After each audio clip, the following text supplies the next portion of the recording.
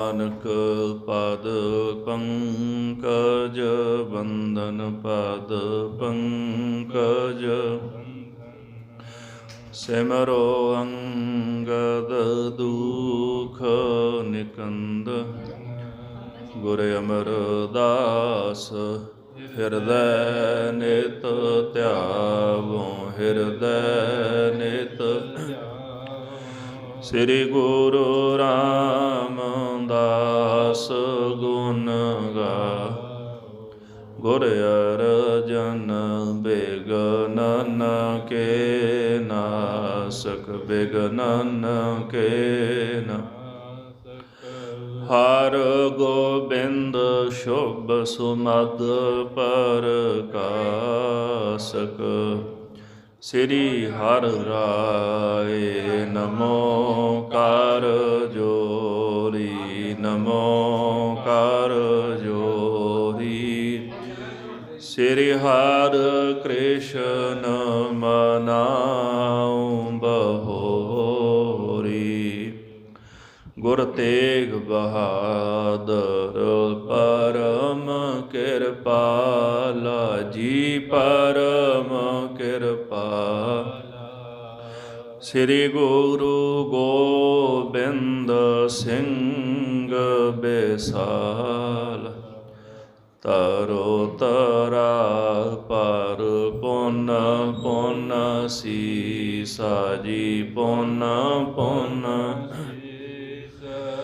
ਬੰਦੋਂ ਬਾਰ ਬਾਰ ਜਗਦੀਸ਼ ਏਕ ਓੰਕਾਰਾ ਸਤਿਗੁਰੂ ਤਹਿ ਪ੍ਰਸਾਦ ਸਚ ਹੋ ਵਾਹਿਗੁਰੂ ਜੀ ਕੀ ਫਤਿਹ ਹੈ ਬਿਘਨ ਬਿਨਾਸਨ ਏਕ ਓੰਕਾਰਾ ਸਤਿਗੁਰੂ ਤਹਿ ਪ੍ਰਸਾਦ ਸਚ ਹੋਇ ਵਾਹਿਗੁਰੂ ਜੀ ਕੀ ਫਤਿਹ ਹੈ ਬਿਘਨ ਬਿਨਾਸਨ ਸੋਏ। ਸਤਿਨਾਮ ਸ੍ਰੀ ਵਾਹਿਗੁਰੂ ਸਾਹਿਬ ਜੀ। ਦੋਹਰਾ ਸਦ ਬਲਵੰਡ ਆਦਰ ਕੀਓ ਪੁੱਤਰ ਭੋਏ ਦਿਓ ਸੁਪਾਏ ਅੰਦਰ ਬਾਹਰ ਸਤਰ ਮਦ ਨਾਨਕ ਖੇਡੇ ਧਾਏ। ਵਾਹਿਗੁਰੂ ਜੀ ਕਾ ਖਾਲਸਾ ਵਾਹਿਗੁਰੂ ਜੀ ਕੀ ਫਤਿਹ। ਰਾਜਾਨ ਰਾਜ ਪਾਨਾਨ ਪਾਨ ਦੇਵਾਨ ਦੇਵ ਉਪਮਾ ਮਹਾਨ ਜੁਗਹੁ ਜੁਗ ਅਟਲ ਚਵਰ ਛਤਰ ਤਖਤ ਕੇ ਮਾਲਕ ਸਾਹਿਬੇ ਕਮਾਲ ਸਤਿਗੁਰੂ ਧੰਨ ਧੰਨ ਸ੍ਰੀ ਗੁਰੂ ਗ੍ਰੰਥ ਸਾਹਿਬ ਜੀ ਮਹਾਰਾਜ ਗਰੀਬ ਨਵਾਜ ਜੀ ਦੇ ਪਾਕ ਪਵਿੱਤਰ ਚਰਣਾ ਕਬਲਾਂ ਪਾਸ ਹਾਜ਼ਰੀਆਂ ਭਰ ਰਹੀ ਗੁਰੂ ਸਰੂਪ ਗੁਰੂ ਖਾਲਸਾ ਸਾਧ ਸੰਗਤ ਜੀ,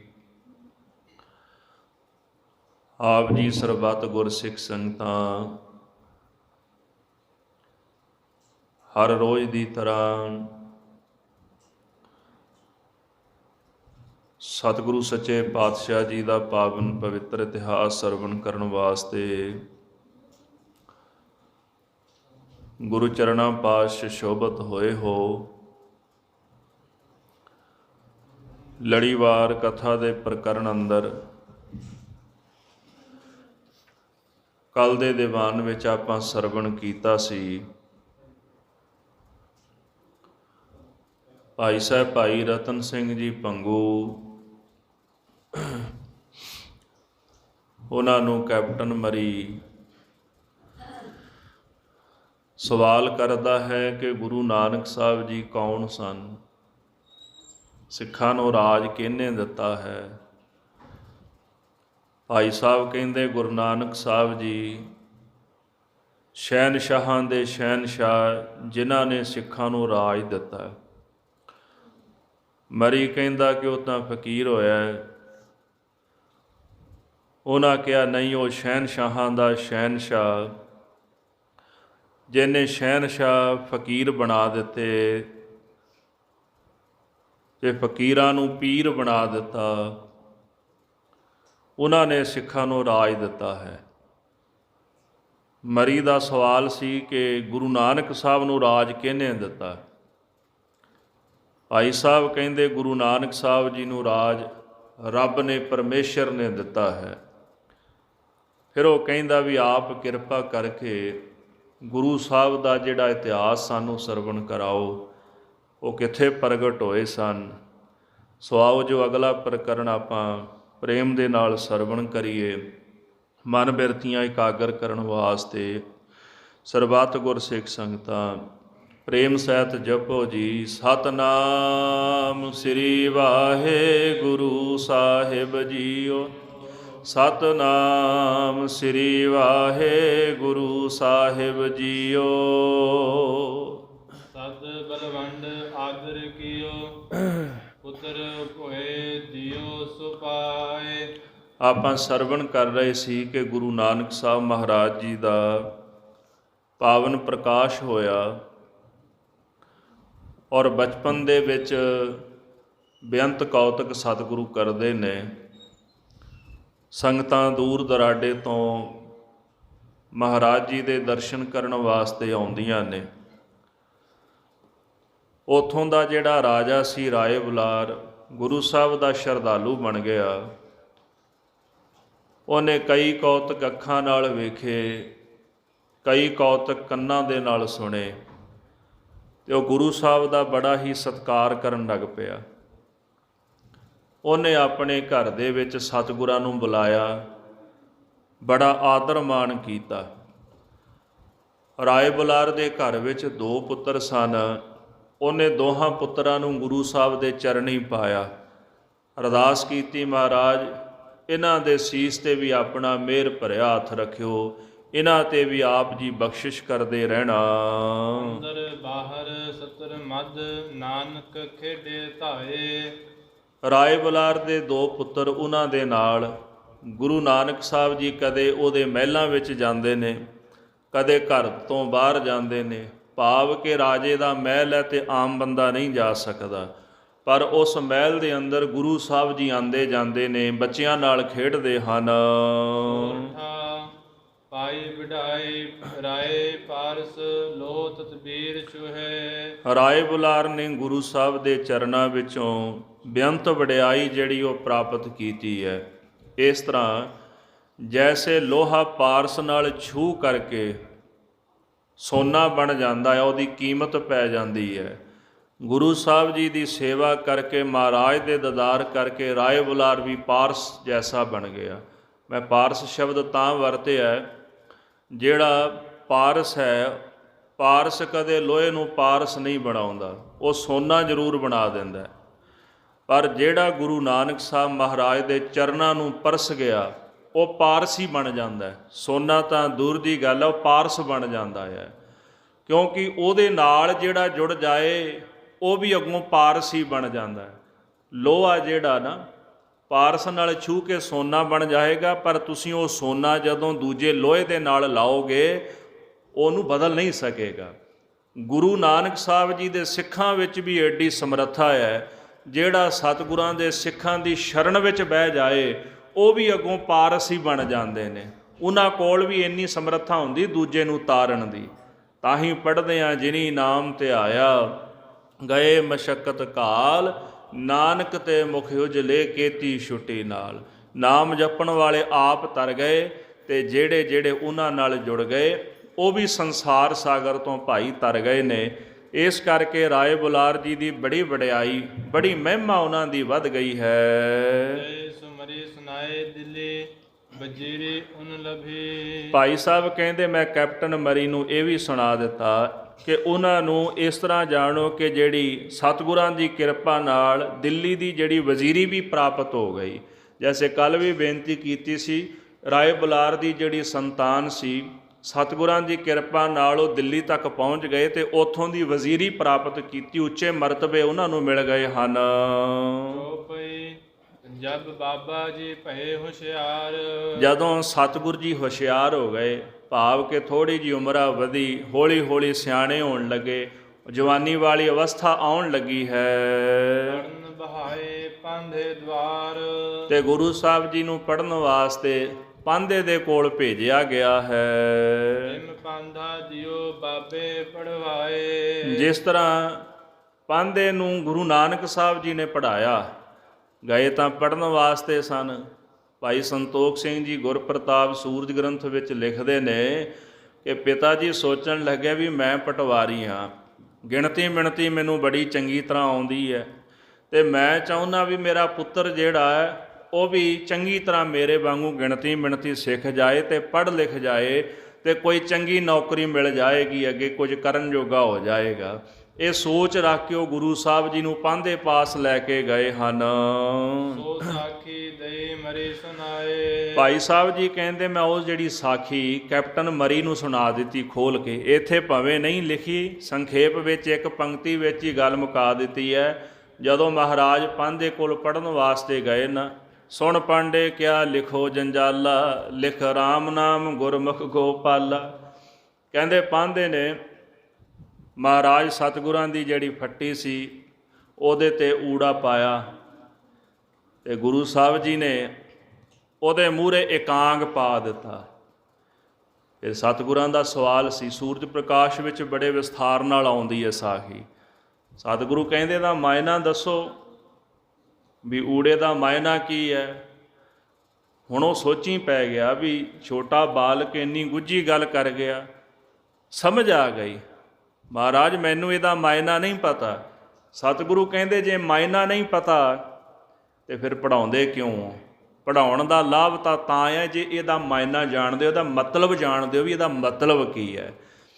ਕਹਿੰਦਾ ਮਹਾਰਾਜ ਇਹ ਤਾਂ ਠੀਕ ਹੈ, ਪਰ ਆਹ ਜਿਹੜਾ ਏਕਾ ਨਾਲ ਪਾਇਆ ਨਾ, ਇਕਾਂਗ ਨਾਲ ਪਾਇਆ, ਇਹ ਕਿਉਂ ਪਾਇਆ? ਗੁਰੂ ਸਾਹਿਬ ਕਹਿੰਦੇ ਊੜਾ ਤੇ ਪੂਰਾ ਭਾਵ ਬਣਿਆ ਇੱਕ ਓੰਕਾਰ। ਉਹ ਅਕਾਲ ਪੁਰਖ ਵਾਹਿਗੁਰੂ ਪਰਮੇਸ਼ਰ ਇੱਕ ਹੀ ਹੈ। ਸਤਿਗੁਰੂ ਕਹਿੰਦੇ ਜੇ ਪੜ੍ਹਨਾ ਹੈ ਤੇ ਇੱਕ ਦੀ ਬਾਤ ਨੂੰ ਹੀ ਪੜ੍ਹਨਾ ਹੈ, ਬਾਕੀ ਗੱਲਾਂ ਤਾਂ ਜੰਜਾਲ ਵਿੱਚ ਪਾਉਣ ਵਾਲੀਆਂ ਨੇ। ਜਿਨ੍ਹਾਂ ਇੱਕ ਸਮਝ ਲਿਆ ਉਹਨਾਂ ਸਾਰਾ ਕੁਝ ਹੀ ਸਮਝ ਲਿਆ ਹੈ। ਨਾ ਇੱਕ ਤੋਂ ਪਹਿਲਾਂ ਕੁਝ ਹੈ ਤੇ ਨਾ ਇੱਕ ਤੋਂ ਬਾਅਦ ਵਿੱਚ ਕੁਝ ਹੈ। ਪਰਮੇਸ਼ਰ ਅਕਾਲ ਪੁਰਖ ਵਾਹਿਗੁਰੂ ਜੋ ਸਾਰਿਆਂ ਦੀ ਰੱਖਿਆ ਕਰਨ ਵਾਲਾ, ਉਹ ਕੇਵਲ ਇੱਕੋ ਹੀ ਹੈ। ਇਸ ਕਰਕੇ ਗੁਰੂ ਨਾਨਕ ਸਾਹਿਬ ਮਹਾਰਾਜ ਦੇ ਅਜਿਹੇ ਬਚਨ ਸੁਣੇ ਤੇ ਜਿਹੜੇ ਪਾਂਧਾ ਜੀ ਸਾਨੂੰ ਲੈ ਕੇ ਆ ਗਏ, ਆ ਕੇ ਕਹਿਣ ਲੱਗੇ ਕਲਿਆਣ ਦਾਸ ਜੀ ਇਹ ਤੁਹਾਡਾ ਪੁੱਤਰ ਹੈ, ਇਹਨੂੰ ਨਹੀਂ ਮੈਂ ਪੜ੍ਹਾ ਸਕਦਾ। ਕਹਿੰਦੇ ਜੀ ਕੀ ਹੋਇਆ, ਇਹਨਾਂ ਨੇ ਤੁਹਾਡੇ ਕੋਲੋਂ ਪੜ੍ਹਾਈ ਨਹੀਂ ਕੀਤੀ? ਕਹਿੰਦੇ ਨਹੀਂ, ਹੋ ਸਕੇ ਇਹਨਾਂ ਕੋਲੋਂ ਕੁਝ ਪੜ੍ਹ ਲਿਓ, ਕਿਉਂਕਿ ਇਹ ਤਾਂ ਆਪ ਹੀ ਪਹਿਲਾਂ ਪੜ੍ਹਿਆ ਹੋਇਆ। ਇਹਨੇ ਮੈਨੂੰ ਵੀ ਪੜ੍ਹਾ ਦਿੱਤਾ, ਮੈਨੂੰ ਵੀ ਸਮਝਾ ਦਿੱਤਾ ਤੇ ਕੁਝ ਸਿੱਖ ਲਿਓ। ਸੋ ਭਾਈ ਰਤਨ ਸਿੰਘ ਜੀ ਕਹਿੰਦੇ ਇਹ ਸਾਖੀ ਮੈਂ ਕੈਪਟਨ ਮਰੀ ਨੂੰ ਵਿਸਥਾਰ ਦੇ ਨਾਲ ਸੁਣਾਈ ਹੈ। ਹੋਰ ਅਚੰਭੇ ਬਹੁਤ ਦਿਖਾਏ। ਇਸ ਤੋਂ ਇਲਾਵਾ ਹੋਰ ਵੀ ਜਿਹੜੇ ਅਚੰਭੇ ਗੁਰੂ ਨਾਨਕ ਸਾਹਿਬ ਦੇ ਕੌਤਕ ਜਿਹੜੇ ਸਤਿਗੁਰਾਂ ਨੇ ਵਿਖਾਏ ਸਨ ਉਹ ਵੀ ਸੁਣਾਏ। ਮੁੱਲੇ ਕੋਲ ਵੀ ਪੜ੍ਹਨ ਵਾਸਤੇ ਗੁਰੂ ਸਾਹਿਬ ਨੂੰ ਪਾਇਆ ਗਿਆ ਸੀ, ਤੇ ਮੌਲਾਣੇ ਨੂੰ ਵੀ ਮਹਾਰਾਜ ਨੇ ਉੱਥੇ ਉਪਦੇਸ਼ ਦਿੱਤਾ, ਤੇ ਮੌਲਾਣਾ ਵੀ ਚਰਨੀ ਢਹਿ ਪਿਆ ਮਹਾਰਾਜ ਦੇ। ਉਹ ਵੀ ਕਹਿ ਗਿਆ ਪਿਤਾ ਕਲਿਆਣ ਦਾਸ ਜੀ ਨੂੰ ਕਿ ਮੈਂ ਇਹਨਾਂ ਨੂੰ ਨਹੀਂ ਪੜ੍ਹਾ ਸਕਦਾ, ਇਹ ਤਾਂ ਕੋਈ ਰੱਬੀ ਰੂਹ ਹੈ। ਇਸ ਤਰ੍ਹਾਂ ਸਤਿਗੁਰਾਂ ਨੇ ਜਿਹੜੇ ਅਚੰਬੇ ਜਿਹੜੇ ਕੌਤਕ ਵਿਖਾਏ ਹਨ। ਬੜਤ ਗ੍ਰੰਥ ਸਭ ਇਹਾਂ ਲਿਖਾਏ। ਭਾਈ ਸਾਹਿਬ ਕਹਿੰਦੇ ਜੇ ਮੈਂ ਇੱਥੇ ਉਹ ਸਾਰੇ ਅਚੰਬੇ ਕੌਤਕ ਮਹਾਰਾਜ ਦੇ ਲਿਖ ਦਿੰਦਾ ਤੇ ਇਸ ਗ੍ਰੰਥ ਦਾ ਆਕਾਰ ਵੱਧ ਜਾਣਾ ਸੀ। ਹੋਰ ਬਾਬੇ ਜਬ ਭਇਆ ਵਿਆਹੇ। ਇਸ ਤੋਂ ਬਾਅਦ ਜਦੋਂ ਗੁਰੂ ਨਾਨਕ ਸਾਹਿਬ ਸੱਚੇ ਪਾਤਸ਼ਾਹ ਜੀ ਦਾ ਮਾਤਾ ਸੁਲੱਖਣੀ ਜੀ ਦੇ ਨਾਲ ਵਿਆਹ ਹੋਇਆ ਹੈ, ਭਏ ਬੇਟੇ ਦੋ ਉਨ ਧਰੋ ਨਾਏ। ਤੇ ਸਤਿਗੁਰਾਂ ਦੇ ਗ੍ਰਹਿ ਦੇ ਵਿੱਚ 2 ਸੁਪੁੱਤਰਾਂ ਨੇ ਜਨਮ ਧਾਰਿਆ ਹੈ। ਕਾਲੂ ਹਟ ਕਰਾਈ ਲੋੜੈ। ਇੱਕ ਬਾਬਾ ਸ਼੍ਰੀ ਚੰਦ ਜੀ ਤੇ ਦੂਜੇ ਲਖਮੀ ਦਾਸ ਜੀ, ਦੋਨੇ ਹੀ ਬ੍ਰਹਮ ਗਿਆਨੀ ਮਹਾਂਪੁਰਖ ਸਨ। ਭਾਵੇਂ ਲੋਕ ਉਹਨਾਂ ਦੀ ਅੱਜ ਨਿੰਦਿਆ ਕਰਦੇ ਨੇ, ਪਰ ਇੱਕ ਬਚਨ ਯਾਦ ਰੱਖਿਓ ਕਿ ਜਿੱਥੇ ਬਾਬਾ ਸ਼੍ਰੀ ਚੰਦ ਜੀ ਦੀ ਗੱਲ ਆਵੇ ਉਹ ਉਦਾਸੀ ਮਹਾਂਪੁਰਖ ਸਨ। ਉਹਨਾਂ ਨੇ ਕੋਈ ਨਵੀਂ ਰੀਤ ਨਹੀਂ ਚਲਾਈ, ਉਹ ਮਨ ਵਿੱਚ ਉਦਾਸ ਸਨ। ਤੇ ਜਿੱਥੇ ਗੱਲ ਆਉਂਦੀ ਹੈ ਨਾ ਗੁਰਤਾ ਗੱਦੀ ਦੀ, ਤੇ ਲੋਕ ਕਹਿੰਦੇ ਵੀ ਗੁਰਤਾ ਗੱਦੀ ਵੇਲੇ ਉਹ ਪਰਖ ਦੇ ਵਿੱਚ ਖਰੇ ਨਹੀਂ ਉਤਰੇ। ਉੱਥੇ ਗੁਰਤਾ ਗੱਦੀ ਜਿਹੜੀ ਸੀ ਨਾ ਉਹ ਧੁਰ ਤੋਂ ਮਿਲੀ ਸੀ ਗੁਰੂ ਅੰਗਦ ਦੇਵ ਸਾਹਿਬ ਮਹਾਰਾਜ ਨੂੰ, ਮਿਲਣੀ ਉਹਨਾਂ ਨੂੰ ਸੀ। ਇਹ ਤਾਂ ਕੌਤਕ ਸੀ। ਉੱਥੇ ਬਾਬਾ ਬੁੱਢਾ ਸਾਹਿਬ ਜੀ ਵੀ ਸਨ, ਭਾਈ ਮਨ ਸੁਖ ਵਰਗੇ ਸਿੱਖ ਸਨ, ਭਾਈ ਭਗੀਰਥ ਵਰਗੇ ਸਿੱਖ ਸਨ। ਉੱਥੇ ਸਿੱਖਾਂ ਦੀ ਕਮੀ ਥੋੜ੍ਹਾ ਸੀ ਕੋਈ। ਪਰ ਜਿਹੜੀ ਸੇਵਾ ਭਾਈ ਲਹਿਣਾ ਸਾਹਿਬ ਭਾਵ ਗੁਰੂ ਅੰਗਦ ਦੇਵ ਜੀ ਮਹਾਰਾਜ ਨੇ ਕੀਤੀ ਹੈ, ਉਹ ਸੇਵਾ ਕੋਈ ਹੋਰ ਨਹੀਂ ਸੀ ਕਰ ਸਕਦਾ। ਸਤਿਗੁਰਾਂ ਦੀ ਸੇਵਾ ਸਤਿਗੁਰੂ ਆਪ ਹੀ ਕਰ ਸਕਦੇ ਨੇ। ਇਹ ਪੱਖ ਸਮਝਣ ਦੀ ਲੋੜ ਹੈ। ਬਾਬਾ ਸ਼੍ਰੀ ਚੰਦ ਜੀ ਦੀ ਨਿੰਦਿਆ ਕਰਦੇ, ਉਹਨਾਂ ਨੇ ਬਚਨ ਨਹੀਂ ਮੰਨੇ, ਆਪਣਾ ਵੱਖਰਾ ਪੰਥ ਚਲਾਇਆ। ਨਹੀਂ ਭਾਈ, ਜੇ ਕਿਤੇ ਵੱਖਰੇ ਪੰਥ ਦੀ ਗੱਲ ਹੁੰਦੀ, ਉਹ ਗੁਰੂ ਘਰ ਵਿੱਚ ਨਿਮਾਣੇ ਬਣ ਕੇ ਆਉਂਦੇ ਰਹੇ ਜਿੰਨੀ ਵਾਰੀ ਆਏ ਨੇ। ਤੇ ਗੁਰੂ ਹਰਗੋਬਿੰਦ ਸਾਹਿਬ ਜੀ ਨੇ ਆਪਣੇ ਵੱਡੇ ਸਪੁੱਤਰ ਬਾਬਾ ਗੁਰਦਿੱਤਾ ਜੀ ਉਹਨਾਂ ਨੂੰ ਸੌਂਪ ਦਿੱਤੇ ਸਨ। ਤੇ ਉਦਾਸੀ ਜਿਹੜੀ ਸੰਪਰਦਾ, ਉਹਦੇ ਦੂਜੇ ਮੁਖੀ ਬਾਬਾ ਗੁਰਦਿੱਤਾ ਜੀ ਸਨ, ਜਿਹੜੇ ਗੁਰੂ ਹਰਿਰਾਏ ਸਾਹਿਬ ਜੀ ਦੇ ਪਿਤਾ ਜੀ ਤੇ ਧੰਨ ਗੁਰੂ ਹਰਗੋਬਿੰਦ ਸਾਹਿਬ ਸੱਚੇ ਪਾਤਸ਼ਾਹ ਜੀ ਦੇ ਵੱਡੇ ਸਪੁੱਤਰ ਸਨ। ਸੋ ਇਸ ਕਰਕੇ ਗੁਰਮੁਖੋ, ਇਹ ਦੋਨੇ ਹੀ ਜਿਹੜੇ ਸਤਿਗੁਰਾਂ ਦੇ ਸਪੁੱਤਰ ਸਨ, ਬੜੇ ਮਹਾਂਪੁਰਸ਼ ਸਨ, ਬੰਦਗੀ ਕਰਨ ਵਾਲੀਆਂ ਰੂਹਾਂ ਹਨ। ਹਟ ਕਰ ਖਾਈਐ ਦਰਬ ਬਹੁ ਜੋੜੈ। ਹੁਣ ਪਿਤਾ ਜੀ ਚਾਹੁੰਦੇ ਨੇ ਵੀ ਮੇਰਾ ਪੁੱਤਰ ਦੁਕਾਨ ਪਾ ਲਏ। ਵੈਸੇ ਜਦੋਂ ਆਪਾਂ ਬਾਣੀ ਪੜ੍ਹਦੇ ਹਾਂ ਨਾ, ਰਾਗ ਸੋਰਠ ਦੇ ਵਿੱਚ ਬਚਨ ਆਉਂਦਾ ਹੈ, ਗੁਰੂ ਨਾਨਕ ਸਾਹਿਬ ਮਹਾਰਾਜ ਨੂੰ ਪਿਤਾ ਜੀ ਕਹਿੰਦੇ ਨੇ ਵੀ ਦੁਕਾਨ ਕਰ ਲਓ ਤੁਸੀਂ। ਤੇ ਗੁਰੂ ਸਾਹਿਬ ਕਹਿੰਦੇ ਵੀ ਮੈਂ ਦੁਕਾਨ ਵੀ ਨਹੀਂ ਕਰਨੀ। ਕਹਿੰਦੇ ਜੀ ਚਾਕਰੀ ਕਰ ਲਓ, ਵੀ ਕਿਸੇ ਦੀ ਨੌਕਰੀ ਕਰ ਲਓ। ਮਹਾਰਾਜ ਕਹਿੰਦੇ ਮੈਂ ਦੁਨਿਆਵੀ ਨੌਕਰੀ ਵੀ ਨਹੀਂ ਕਰਨੀ। ਕਹਿੰਦੇ ਜੀ ਫਿਰ ਘੋੜੇ ਪਾ ਲਓ, ਵੀ ਸੁਦਾਗਰੀ ਕਰ ਲਓ ਤੁਸੀਂ। ਗੁਰੂ ਸਾਹਿਬ ਕਹਿੰਦੇ ਮੈਂ ਦੁਨਿਆਵੀ ਸੁਦਾਗਰੀ ਵੀ ਨਹੀਂ ਕਰਨੀ। ਹਾਂ, ਮੈਂ ਸੁਦਾਗਰੀ ਵੀ ਕੀਤੀ ਹੈ, ਮੈਂ ਚਾਕਰੀ ਵੀ ਕੀਤੀ ਹੈ, ਤੇ ਮੈਂ ਦੁਕਾਨ ਵੀ ਕੀਤੀ ਹੋਈ ਹੈ। ਇਹ ਸਾਰਾ ਕੁਝ ਮੈਂ ਆਪਣੇ ਅੰਦਰ ਹੀ ਕੀਤਾ ਹੋਇਆ, ਤੇ ਮੈਨੂੰ ਕੁਝ ਬਾਹਰ ਕਰਨ ਦੀ ਲੋੜ ਨਹੀਂ। ਇਸ ਕਰਕੇ ਗੁਰਮੁਖੋ, ਪਿਤਾ ਜੀ ਤਾਂ ਚਾਹੁੰਦੇ ਨੇ ਕਿ ਮੇਰਾ ਪੁੱਤਰ ਦੁਕਾਨ ਪਾ ਲਏ, ਹੱਟ ਚਲਾ ਲਏ, ਪਰ ਖਟ ਕਰ ਖਾਈਐ ਦਰਬ ਬਹੁਤ ਜੋੜੈ। ਪਿਤਾ ਜੀ ਕਹਿੰਦੇ ਨੇ ਵੀ ਕਮਾਈ ਕਰੇਗਾ, ਬਹੁਤਾ ਧਨ ਜੋੜੇਗਾ, ਤੇ ਖੱਟ ਕੇ ਖਾਏਗਾ, ਨਾਲੇ ਸਾਨੂੰ ਖਵਾਏਗਾ। ਸੋ ਬਾਬਾ ਉਸ ਪੜੈ ਨ ਰਹੇ। ਪਰ ਸਤਿਗੁਰ ਜੀ ਉਸ ਰਾਹ ਨਹੀਂ ਪੈਂਦੇ। ਪਿਤਾ ਜੀ ਚਾਹੁੰਦੇ ਨੇ ਵੀ ਕੋਈ ਕੰਮਕਾਰ ਕਰ ਲੈਣ। ਮਹਾਰਾਜ ਕਹਿੰਦੇ ਵੀ ਲਾਏ ਚਿੱਤ ਕਰ ਚਾਕਰੀ, ਮਨ ਨਾਮ ਕਰ ਕੰਮ। ਵੀ ਅਸੀਂ ਤਾਂ ਭਾਈ ਪਹਿਲਾਂ ਹੀ ਚਾਕਰੀ ਕਰਦੇ ਹਾਂ, ਪ੍ਰਮਾਤਮਾ ਦੀ ਚਿੱਤ ਲਾ ਕੇ। ਲਾਏ ਚਿੱਤ ਕਰ ਚਾਕਰੀ, ਮਨ ਨਾਮ ਕਰ ਕੰਮ। ਚਿੱਤ ਲਾ ਕੇ ਚਾਕਰੀ ਕਰ ਵਾਹਿਗੁਰੂ ਦੀ, ਤੇ ਉਹਦਾ ਨਾਮ ਮਨ ਵਿੱਚ ਜਿਹੜਾ ਮੰਨਣਾ ਹੈ, ਇਹੀ ਕੰਮ ਕਰ।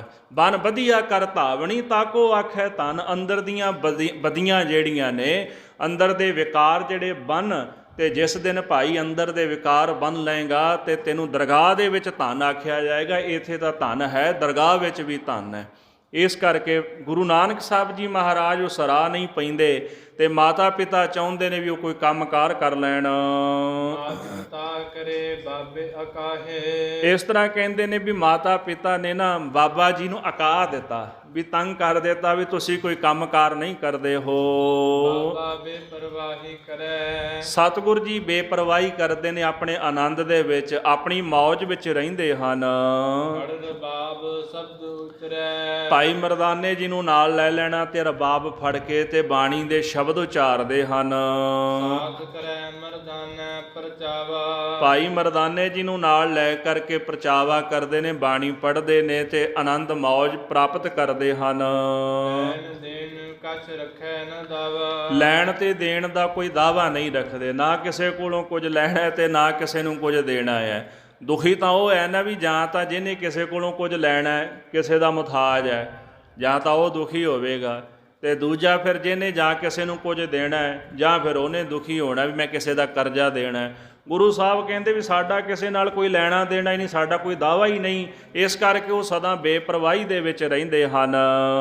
ਦੋਹਰਾ ਕਹੈ ਦੀਵਾਨਾ ਹੈ ਗਿਓ, ਸੁਨ ਆਇਓ ਜੈ ਰਾਮ। ਜਦੋਂ ਸਤਿਗੁਰਾਂ ਦੀ ਵਡਿਆਈ ਹੋਣ ਲੱਗ ਪਈ, ਤੇ ਗੁਰੂ ਸਾਹਿਬ ਜੀ ਨੇ ਸੁਭਾਅ ਬਦਲ ਲਿਆ, ਉਦਾਸੀ ਵਿੱਚ ਰਹਿਣ ਲੱਗ ਪਏ। ਬੜਾ ਲੰਮਾ ਇਤਿਹਾਸ ਹੈ। ਕਦੇ ਘਰ ਦੇ ਵਿੱਚ ਪਏ ਰਹਿਣਾ ਕਈ ਦਿਨ, ਨਹੀਂ ਤਾਂ ਬਾਹਰ ਜਾ ਕੇ ਨਾ ਦਰਖਤਾਂ ਦੇ ਹੇਠਾਂ ਲੰਮਾ ਪੈ ਜਾਣਾ। ਤੇ ਲੋਕਾਂ ਨੇ ਗੁਰੂ ਸਾਹਿਬ ਨੂੰ ਕਹਿਣਾ ਸ਼ੁਰੂ ਕਰ ਦਿੱਤਾ, ਇਹਦਾ ਬਿਮਾਰ ਹੋ ਗਿਆ। ਜਿਹੋ ਜਿਹੇ ਲੋਕ ਉਹੋ ਜਿਹੇ ਬਚਨ ਕਰਨ ਲੱਗ ਪਏ, ਤੇ ਕਹਿੰਦੇ ਕਹੈ ਦੀਵਾਨਾ ਹੋਇਆ ਗਇਓ। ਜਦੋਂ ਲੋਕ ਕਹਿਣ ਲੱਗੇ ਵੀ ਇਹ ਦੀਵਾਨਾ ਹੋ ਗਿਆ, ਤੇ ਇੱਧਰ ਸੁਲਤਾਨਪੁਰੇ ਦੀ ਧਰਤੀ ਤੇ ਭਾਈਆ ਜੈ ਰਾਮ ਜੀ ਰਹਿੰਦੇ ਸਨ, ਜਿਹੜੇ ਸਾਧ ਸੰਗਤ ਜੀ ਸਤਿਗੁਰੂ ਸੱਚੇ ਪਾਤਸ਼ਾਹ ਜੀ ਦੇ ਸਤਿਕਾਰਯੋਗ ਭੈਣ ਜੀ ਸਨ, ਬੇਬੇ ਨਾਨਕੀ ਜੀ। ਤੇ ਉਹਨਾਂ ਦੇ ਜਿਹੜੇ ਘਰ ਵਾਲੇ ਸਨ ਉਹਨਾਂ ਦਾ ਨਾਮ ਭਾਈ ਜੈ ਰਾਮ ਜੀ ਸਨ। ਉਹਨਾਂ ਨੂੰ ਪਤਾ ਲੱਗਿਆ ਜਦੋਂ ਸਾਰੀ ਗੱਲ ਦਾ, ਤੇ ਉਹ ਤਲਵੰਡੀ ਨਗਰ ਦੇ ਵਿੱਚ ਨਨਕਾਣਾ ਸਾਹਿਬ ਚੱਲ ਕੇ ਆਏ ਹਨ। ਤੋ ਬਹਿਣੋ ਸਤਿਗੁਰ ਹੈ ਸੁਲਤਾਨਪੁਰੇ ਜਿਸ ਥਾਮ।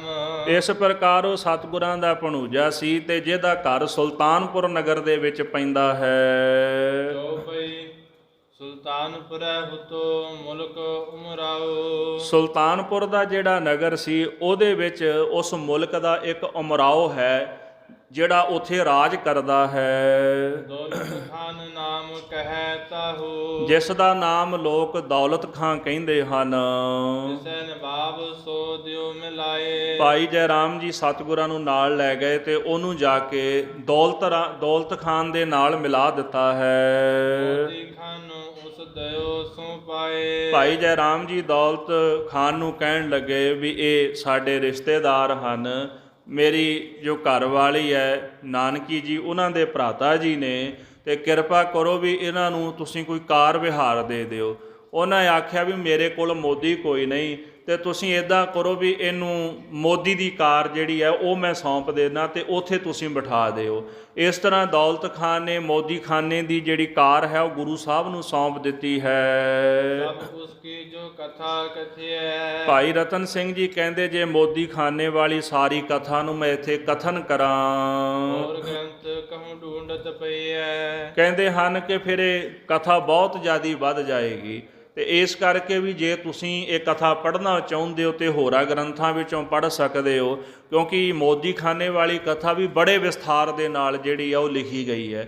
ਕਈ ਵਾਰੀ ਉਹਦੇ ਵਿੱਚ ਨਿੰਦਕਾਂ ਨੇ ਜਾ ਕੇ ਚੁਗਲੀ ਕੀਤੀ ਮਹਾਰਾਜ ਦੀ ਵੀ ਘਾਟਾ ਪੈ ਗਿਆ, ਪਰ ਜਦੋਂ ਵੀ ਸਤਿਗੁਰੂ ਜੀ ਨਾਲ ਦੌਲਤ ਖਾਂ ਹਿਸਾਬ ਕਰਦਾ ਸੀ ਤੇ ਵਾਧਾ ਹੀ ਨਿਕਲਦਾ ਸੀ ਹਰ ਵਾਰੀ।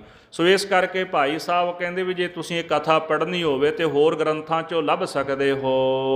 ਕੋ ਲੋੜ ਸੁਣਨ ਕੀ ਹੋਏ। ਜਿਸ ਗੁਰਸਿੱਖ ਪਿਆਰੇ ਦੇ ਮਨ ਵਿੱਚ ਇਹ ਸਾਰੀ ਕਥਾ ਵਿਸਥਾਰ ਨਾਲ ਸੁਣਨ ਦੀ ਜ਼ਰੂਰਤ ਹੈ, ਹੋਰ ਗ੍ਰੰਥਨ ਤੇ ਸੁਣ ਲੈ ਸੋਏ। ਉਹ ਸਿੱਖ ਹੋਰ ਜਿਹੜੇ ਗ੍ਰੰਥ ਨੇ ਜਨਮ ਸਾਖੀ ਜਿਵੇਂ ਸੂਰਜ ਪ੍ਰਕਾਸ਼ ਗ੍ਰੰਥ ਹੈ, ਉਹਨਾਂ ਗ੍ਰੰਥਾਂ ਵਿੱਚੋਂ ਭਾਈ ਸਰਵਣ ਕਰ ਲਏ। ਬੀਜ ਮਾਤਰ ਜੋ ਚਹੀਤ ਲਿਖੇ। ਭਾਈ ਸਾਹਿਬ ਜੀ ਕਹਿੰਦੇ ਇੱਥੇ ਮੈਂ ਬੀਜ ਮਾਤਰ ਥੋੜੀ ਜੀ ਸੰਖੇਪ ਵਿੱਚ ਕਥਾ ਲਿਖਣੀ ਚਾਹੀ ਹੈ। ਸੋ ਮਰੀ ਸੋ ਜਿਮ ਮੈਂ ਕਹੀ। ਜਿਸ ਤਰ੍ਹਾਂ ਮੈਂ ਕੈਪਟਨ ਮਰੀ ਨੂੰ ਕਥਾ ਸੁਣਾਈ ਹੈ ਤੇ ਤੁਸੀਂ ਵੀ ਪਿਆਰ ਦੇ ਨਾਲ ਸੁਣੋ। ਇਹ ਬਾਬੇ ਦਿਲ ਉਦਾਸੀ ਆਈ। ਜਦੋਂ ਸਤਿਗੁਰੂ ਮੋਦੀ ਖਾਨੇ ਦੀ ਕਾਰ ਕਰਦੇ ਸਨ ਉੱਥੇ ਰਹਿੰਦਿਆਂ ਵੀ ਮਨ ਦੇ ਵਿੱਚ ਉਦਾਸੀ ਪੈਦਾ ਹੋ ਗਈ ਹੈ। ਭਇਓ ਉਦਾਸ ਕਹੂੰ ਸੁਰਤ ਨ ਲਾਈ। ਮਨ ਬੜਾ ਉਦਾਸ ਹੋ ਗਿਆ ਤੇ ਕੰਮ ਕਾਜ ਦੇ ਵਿੱਚ ਸੁਰਤ ਨਹੀਂ ਲੱਗਦੀ, ਧਿਆਨ ਨਹੀਂ ਜੁੜਦਾ। ਜਾਤ ਨਦੀ ਸੋ ਨਾਵਨ ਨਿਤ। ਹਰ ਰੋਜ਼ ਵੇਈ ਨਦੀ ਤੇ ਪਾਤਸ਼ਾਹ ਜੀ ਇਸ਼ਨਾਨ ਕਰਨ ਵਾਸਤੇ ਜਾਂਦੇ ਹਨ। ਸਾਥ ਨਫਰ ਹੈ ਰਾਖੇ ਚਿਤ। ਭਾਵੇਂ ਉੱਥੇ ਬਹੁਤ ਸਾਰੇ ਨਫਰ ਗੁਰੂ ਸਾਹਿਬ ਦੇ ਨਾਲ ਮੋਦੀ ਖਾਨੇ ਵਿੱਚ ਰਹਿੰਦੇ ਸਨ, ਪਰ ਉਹਨਾਂ ਨਫਰਾਂ ਵਿੱਚੋਂ ਇੱਕ ਜਿਹੜਾ ਨਫਰਦਾਸ ਨੂੰ ਕਹਿੰਦੇ, ਸੇਵਕ ਨੂੰ ਕਹਿੰਦੇ ਨੇ, ਇੱਕ ਸੇਵਕ ਜਿਹੜਾ ਉਹ ਨਿਤ ਗੁਰੂ ਸਾਹਿਬ ਦੇ ਨਾਲ ਰਹਿੰਦਾ ਸੀ। ਆ ਜਾਏ ਬਾਬੇ ਗੁੱਤ ਲਾਇਓ। ਸਤਿਗੁਰ ਜੀ ਅੰਮ੍ਰਿਤ ਵੇਲੇ ਵੇਈ ਨਦੀ ਤੇ ਇਸ਼ਨਾਨ ਕਰਨ ਵਾਸਤੇ ਗਏ ਤੇ ਉਹ ਜਿਹੜਾ ਸੇਵਕ ਕਹਿੰਦੇ ਗੁਰੂ ਸਾਹਿਬ ਦੇ ਨਾਲ ਸੀਗਾ ਤੇ ਪਾਤਸ਼ਾਹ ਨੇ ਜਾ ਕੇ ਵੇਈ ਨਦੀ ਵਿੱਚ ਗੋਤਾ ਲਾਇਆ ਹੈ। ਘੜੀ ਪਹਿਰ ਲੋ ਨਿਕਸਨ ਆਇਓ। ਅੱਜ ਮਹਾਰਾਜ ਵੇਈ ਵਿੱਚੋਂ ਬਾਹਰ ਨਹੀਂ ਆਏ। ਉਹ ਸੇਵਕ ਵੇਖਦਾ ਰਿਹਾ ਵੀ ਇੱਕ ਘੜੀ ਲੰਘ ਗਈ, ਇੱਕ ਘੜੀ ਤੋਂ ਇੱਕ ਪੈਰ ਨਿਕਲ ਗਿਆ। ਉਹਨੇ ਵੇਖਿਆ ਵੀ ਗੁਰੂ ਸਾਹਿਬ ਜੀ ਹਾਲੇ ਨਦੀ ਵਿੱਚੋਂ ਬਾਹਰ ਨਹੀਂ ਨਿਕਲੇ। ਦੋਹਰਾ ਉਸੇ ਨਫਰ ਨੇ ਬੇਆਸ ਹੋਏ ਰੋਲੋ ਦਿਨ ਪਾਏ। ਉਸੇ ਹੀ ਨਫਰ ਨੇ ਜਦੋਂ ਬੇਆਸ ਹੋ ਗਿਆ, ਉਡੀਕ ਕਰਦਾ ਰਿਹਾ ਨਾ ਕਾਫੀ ਸਮਾਂ, ਜਦੋਂ ਹੁਣ ਪਤਾ ਲੱਗਿਆ ਵੀ ਗੁਰੂ ਸਾਹਿਬ ਬਾਹਰ ਨਹੀਂ ਆਏ, ਉਹਨੇ ਫਿਰ ਰੋਲਾ ਪਾ ਦਿੱਤਾ। ਡੁੱਬਿਓ ਡੁੱਬਿਓ ਕਹਿ ਉਠਿਓ ਸੁਨ ਦੌਲਤ ਖਾਂ ਗਇਓ ਧਾਏ। ਰੌਲਾ ਪਾ ਦਿੱਤਾ ਵੀ ਮਹਾਰਾਜ ਡੁੱਬ ਗਏ ਨਦੀ ਵਿੱਚ, ਕਿਉਂਕਿ ਮਨ ਦੇ ਵਿੱਚ ਡਰ ਪੈਦਾ ਹੋ ਗਿਆ ਨਾ, ਭੇਦ ਨਹੀਂ ਸਮਝਿਆ। ਕਹਿੰਦੇ ਵੀ ਜਦੋਂ ਗੁਰੂ ਸਾਹਿਬ ਜੀ ਵੇਈ 'ਚ ਪ੍ਰਵੇਸ਼ ਹੋਏ ਤੇ ਦਾਸ ਜਿਹੜਾ ਸੀ ਉਹ ਦੌੜ ਕੇ ਗਿਆ ਭਾਈ ਜੈ ਰਾਮ ਜੀ ਦੇ ਘਰ ਦੇ ਵਿੱਚ ਵੀ ਮਹਾਰਾਜ ਨਦੀ 'ਚ ਗਏ ਜ਼ਰੂਰ, ਵੀ ਬਾਹਰ ਨਹੀਂ ਆਏ, ਵੀ ਕਿਤੇ ਡੁੱਬ ਗਏ ਹੋਣਗੇ। ਭਾਈ ਜੈ ਰਾਮ ਜੀ ਬੜੇ ਚਿੰਤਤ ਹੋ ਗਏ ਵੀ ਇਹ ਕੀ ਖੇਡ ਵਰਤ ਗਈ ਹੈ। ਤੇ ਬੇਬੇ ਨਾਨਕੀ ਜੀ ਕਹਿੰਦੇ ਵੀ ਚਿੰਤਾ ਨਾ ਕਰੋ, ਜਿਹੜਾ ਡੁੱਬਿਆਂ ਨੂੰ ਤਾਰਨ ਵਾਲਾ ਉਹ ਆਪ ਕਿੱਥੇ ਡੁੱਬ ਸਕਦਾ ਹੈ। ਪਸ਼ੂ ਪ੍ਰੇਤ ਮੁਗਧ ਕੋ ਤਾਰੇ, ਪਾਹਨ ਪਾਰ ਉਤਾਰੇ। ਉਹ ਤਾਂ ਪੱਥਰਾਂ ਨੂੰ ਵੀ ਤਾਰ ਦਿੰਦਾ, ਡੁੱਬਿਆਂ ਨੂੰ ਤਾਰ ਦਿੰਦਾ ਹੈ। ਤੇ ਤੁਸੀਂ ਭਾਈ ਚਿੰਤਾ ਕਿਉਂ ਕਰਦੇ ਹੋ? ਵੀ ਐਡਾ ਨਿਸ਼ਚਾ ਸੀਗਾ ਬੇਬੇ ਨਾਨਕੀ ਜੀ ਦਾ। ਤੇ ਇੱਧਰ ਜਦੋਂ ਦੌਲਤ ਖਾਂ ਨੂੰ ਪਤਾ ਲੱਗਿਆ, ਉਹਨੇ ਬੜੇ ਕੌਤਕ ਵੇਖੇ ਸਨ ਮਹਾਰਾਜ ਦੇ, ਸ਼ਰਧਾ ਵੀ ਮਨ ਵਿੱਚ ਸੀ ਉਹਦੇ, ਤੇ ਦੌੜ ਕੇ ਉੱਠ ਕੇ ਗਿਆ ਵੀ ਮੇਰਾ ਜਿਹੜਾ ਮੋਦੀ ਹੈ ਉਹ ਨਦੀ ਵਿੱਚ ਡੁੱਬ ਗਿਆ ਹੈ। ਜੋ ਪਈ ਤਹਾਂ ਜਾਏ ਤਿੰਨ ਜਾਲ ਪਵਾਏ। ਉੱਥੇ ਜਾ ਕੇ ਉਹਨੇ ਜਿਹੜੇ ਗੋਤਾਖੋਰ ਸਨ ਉਹ ਬੁਲਾ ਲਏ ਤੇ ਜਾਲ ਆਦਿਕ ਨਦੀ ਵਿੱਚ ਪਵਾਏ ਹਨ। ਹੋਏ ਪਿਓ ਤੋਂ ਹਾਥ ਆਏ। ਬੜੀ ਉਹਨਾਂ ਨੇ ਮਿਹਨਤ ਕੀਤੀ ਹੈ, ਜਾਲ ਪਾਏ, ਗੋਤਾਖੋਰ ਭੇਜੇ ਗਏ, ਪਰ ਗੁਰੂ ਸਾਹਿਬ ਜੀ ਉਹਨਾਂ ਦੇ ਹੱਥ ਨਹੀਂ ਲੱਗੇ। ਲੋਕ ਕਹੇ ਕਹੂੰ ਪਾਰ ਲੰਘ ਗਇਓ। ਕਈ ਲੋਕ ਕਹਿਣ ਲੱਗੇ ਵੀ ਗੁਰੂ ਸਾਹਿਬ ਹੋ ਸਕਦਾ ਵੀ ਇੱਥੋਂ ਪਾਰ ਨਿਕਲ ਗਏ ਹੋਣ, ਕਿਸੇ ਹੋਰ ਨਗਰ ਵਿੱਚ ਚਲੇ ਗਏ ਹੋਣ। ਜਾਏ ਪਾਰ ਤਿੰਨ ਖੋਜ ਢੂੰਡਿਓ। ਜਾਓ ਭਾਈ ਉੱਥੋਂ ਪਾਰ ਜਾ ਕੇ ਲੱਭੋ ਕਿਸੇ ਹੋਰ ਪਿੰਡ ਦੇ ਵਿੱਚੋਂ। ਤੇ ਇਹ ਸੁਣ ਕੇ ਦੌਲਤ ਖਾਂ ਨੇ ਉੱਥੇ ਵੀ ਸੇਵਕ ਭੇਜੇ ਵੀ ਲੱਭ ਕੇ ਲਿਆਓ, ਪਰ ਉੱਥੋਂ ਵੀ ਮਹਾਰਾਜ ਪ੍ਰਾਪਤ ਨਹੀਂ ਹੋਏ। ਪਰਛਾਵੇ ਜੁਗਤ ਨਾ ਪਾਈ। ਜਿਹੜਾ ਖੋਜ ਪਰਛਾਵਾ ਸੀਗਾ, ਭਾਵ ਕਿ ਪੈਰਾਂ ਦੀ ਖੋਜ ਕੀਤੀ ਵੀ ਜਿੱਥੋਂ ਜਿੱਥੋਂ ਲੰਘੇ ਨੇ ਵੀ ਨਿਸ਼ਾਨ ਪਏ ਹੋਣਗੇ ਵੀ ਇੱਧਰ ਨੂੰ ਗਏ ਨੇ, ਪਰ ਗੁਰੂ ਸਾਹਿਬ ਦੇ ਚਰਨਾਂ ਦਾ ਕੋਈ ਜਿਹੜਾ ਨਿਸ਼ਾਨ ਸੀ, ਕੋਈ ਖੋਜ ਉਹਨਾਂ ਨੂੰ ਲੱਭੀ ਨਹੀਂ ਹੈ। ਲੋਕ ਰੁੜ ਗਇਓ ਕਿ ਥਾਈ। ਅਖੀਰ ਲੋਕ ਕਹਿਣ ਲੱਗੇ ਵੀ ਕਿਤੇ ਪਾਣੀ ਵਿੱਚ ਰੁੜ ਗਏ ਹਨ। ਜੈ ਰਾਮ ਕੇ ਘਰ ਪਿਟਨੋ ਪਰਾ। ਇੱਧਰ ਭਾਈ ਜੈ ਰਾਮ ਜੀ ਦੇ ਘਰ ਦੇ ਵਿੱਚ ਸੋਕ ਪੈ ਗਿਆ, ਕਿਉਂਕਿ ਉਹਨਾਂ ਨੂੰ ਬੜੀ ਚਿੰਤਾ ਹੋਣ ਲੱਗੀ ਵੀ ਉੱਥੋਂ ਪਿਤਾ ਜੀ ਨੇ ਭੇਜਿਆ ਸੀ ਵੀ ਸੰਭਾਲ ਕੇ ਰੱਖੀ ਮੇਰਾ ਪੁੱਤਰ, ਉੱਥੇ ਲੈ ਜਾ, ਇੱਥੇ ਤਾਂ ਕੁਝ ਕਰਦਾ ਨਹੀਂ, ਵੀ ਤੂੰ ਉੱਥੇ ਕੋਈ ਕਾਰ ਵਿਹਾਰ ਲਾ ਦੇ। ਤੇ ਉਹਨਾਂ ਦੇ ਮਨ ਵਿੱਚ ਚਿੰਤਾ ਪੈ ਗਈ ਵੀ ਮੈਂ ਉਹਨਾਂ ਨੂੰ ਕੀ ਜਵਾਬ ਦਿਆਂਗਾ। ਖਾਨ ਬਹੁ ਸੰਸੈ ਭਰਾ। ਇੱਧਰ ਜਿਹੜਾ ਦੌਲਤ ਖਾਨ ਸੀ ਉਹ ਵੀ ਸ਼ੰਕੇ ਦੇ ਨਾਲ ਭਰ ਗਿਆ ਹੈ। ਦੋ ਇੱਕ ਦਿਨ ਤਬ ਐਸ ਬਿਤੇ। ਇਸ ਤਰ੍ਹਾਂ ਚਿੰਤਾ ਤੁਰ ਹੋ ਕਰਕੇ ਸੋਗ ਦੇ ਨਾਲ 2-3 ਦਿਨਾਂ ਦਾ ਸਮਾਂ ਬਤੀਤ ਕੀਤਾ ਹੈ। ਦਿਨ ਗੁਰ ਨਿਕਸਤ ਭਏ। ਜਦੋਂ ਤੀਸਰਾ ਦਿਨ ਹੋਇਆ ਤੇ ਧੰਨ ਗੁਰੂ ਨਾਨਕ ਸਾਹਿਬ ਸੱਚੇ ਪਾਤਸ਼ਾਹ ਵਹੀ ਨਦੀ ਵਿੱਚੋਂ ਬਾਹਰ ਨਿਕਲ ਆਏ। ਇੱਥੋਂ ਪਾਤਸ਼ਾਹ ਜੀ ਅਕਾਲ ਪੁਰਖ ਦੇ ਦਰਬਾਰ ਦੇ ਵਿੱਚ ਗਏ ਸਨ, ਪਰਮੇਸ਼ਰ ਦੇ ਦਰਬਾਰ ਵਿੱਚ ਗਏ ਗੁਰੂ ਸਾਹਿਬ ਜੀ। ਤੇ ਬੜੀ ਸੁੰਦਰ ਉਹ ਕਥਾ ਆਉਂਦੀ ਹੈ ਜਨਮ ਸਾਖੀ ਵਿੱਚ ਕਿ ਅਕਾਲ ਪੁਰਖ ਜੀ ਨੇ ਨਾਮ ਦਾ ਪਿਆਲਾ ਭਰ ਕੇ ਗੁਰੂ ਸਾਹਿਬ ਜੀ ਨੂੰ ਦਿੱਤਾ। ਇਹ ਨਾਮ ਦਾ ਪਿਆਲਾ ਤੁਸੀਂ ਆਪ ਪੀਓ ਤੇ ਦੂਸਰਿਆਂ ਨੂੰ ਪਿਆਓ। ਤੇ ਉਹਨਾਂ ਨੇ ਆਖਿਆ ਵੀ ਮੇਰਾ ਨਾਮ ਪਰਮੇਸ਼ਰ, ਅਕਾਲ ਪੁਰਖ ਵਾਹਿਗੁਰੂ ਵੀ ਉਹਨਾਂ ਦਾ ਨਾਮ ਸੀ, ਉਹ ਪਰਮੇਸ਼ਰ ਨੇ ਨਾ ਆਪ ਸਾਰੀ ਸ੍ਰਿਸ਼ਟੀ ਸਾਰੀ ਕਾਇਨਾਤ ਨੂੰ ਸਾਜਣ ਵਾਲੇ। ਪਰ ਇਹ ਬਚਨ ਆਖਿਆ ਤੇਰਾ ਨਾਉ ਗੁਰ ਪਰਮੇਸ਼ਰ। ਇਹ ਵੱਡੀ ਵਡਿਆਈ ਹੈ, ਉਹ ਆਪ ਪਰਮੇਸ਼ਰ ਸਨ ਪਰ ਇਹ ਵਡਿਆਈ ਦਿੱਤੀ ਤੁਹਾਡਾ ਨਾਮ ਗੁਰ ਪਰਮੇਸ਼ਰ ਹੈ। ਤਾਂ ਹੀ ਬਾਣੀ ਕਹਿੰਦੀ ਗੁਰ ਪਰਮੇਸ਼ਰ ਏਕੋ ਜਾਣ, ਕਿ ਗੁਰੂ ਤੇ ਪਰਮੇਸ਼ਰ ਨੂੰ ਇੱਕ ਰੂਪ ਕਰਕੇ ਜਾਣੋ। ਗੁਰੂ ਨਾਨਕ ਸਾਹਿਬ ਤੇ ਅਕਾਲ ਪੁਰਖ ਵਿੱਚ ਅੰਤਰ ਕੋਈ ਨਹੀਂ, ਪਰ ਸਮਾਜ ਨੂੰ ਸੰਸਾਰ ਨੂੰ ਸੇਧ ਦੇਣ ਵਾਸਤੇ ਨਿਰਾ ਆਕਾਰ ਦਾ ਜਿਹੜਾ ਸਕਾਰ ਰੂਪ ਲੈ ਕੇ ਗੁਰੂ ਨਾਨਕ ਸਾਹਿਬ ਜੀ ਮਾਤ ਲੋਕ ਦੀ ਧਰਤੀ ਤੇ ਆਏ। ਤੇ ਸੱਚਖੰਡ ਜਦੋਂ ਗਏ ਤੇ ਉਥੋਂ ਮੂਲ ਮੰਤਰ ਜਿਹੜਾ ਅਕਾਲ ਪੁਰਖ ਨੇ ਦਿੱਤਾ, ਇੱਕ ਓੰਕਾਰ ਸਤਨਾਮ ਕਰਤਾ ਪੁਰਖ ਨਿਰਭਉ ਨਿਰਵੈਰ ਅਕਾਲ ਮੂਰਤ ਅਜੂਨੀ ਸੈਭੰ ਗੁਰ ਪ੍ਰਸਾਦ।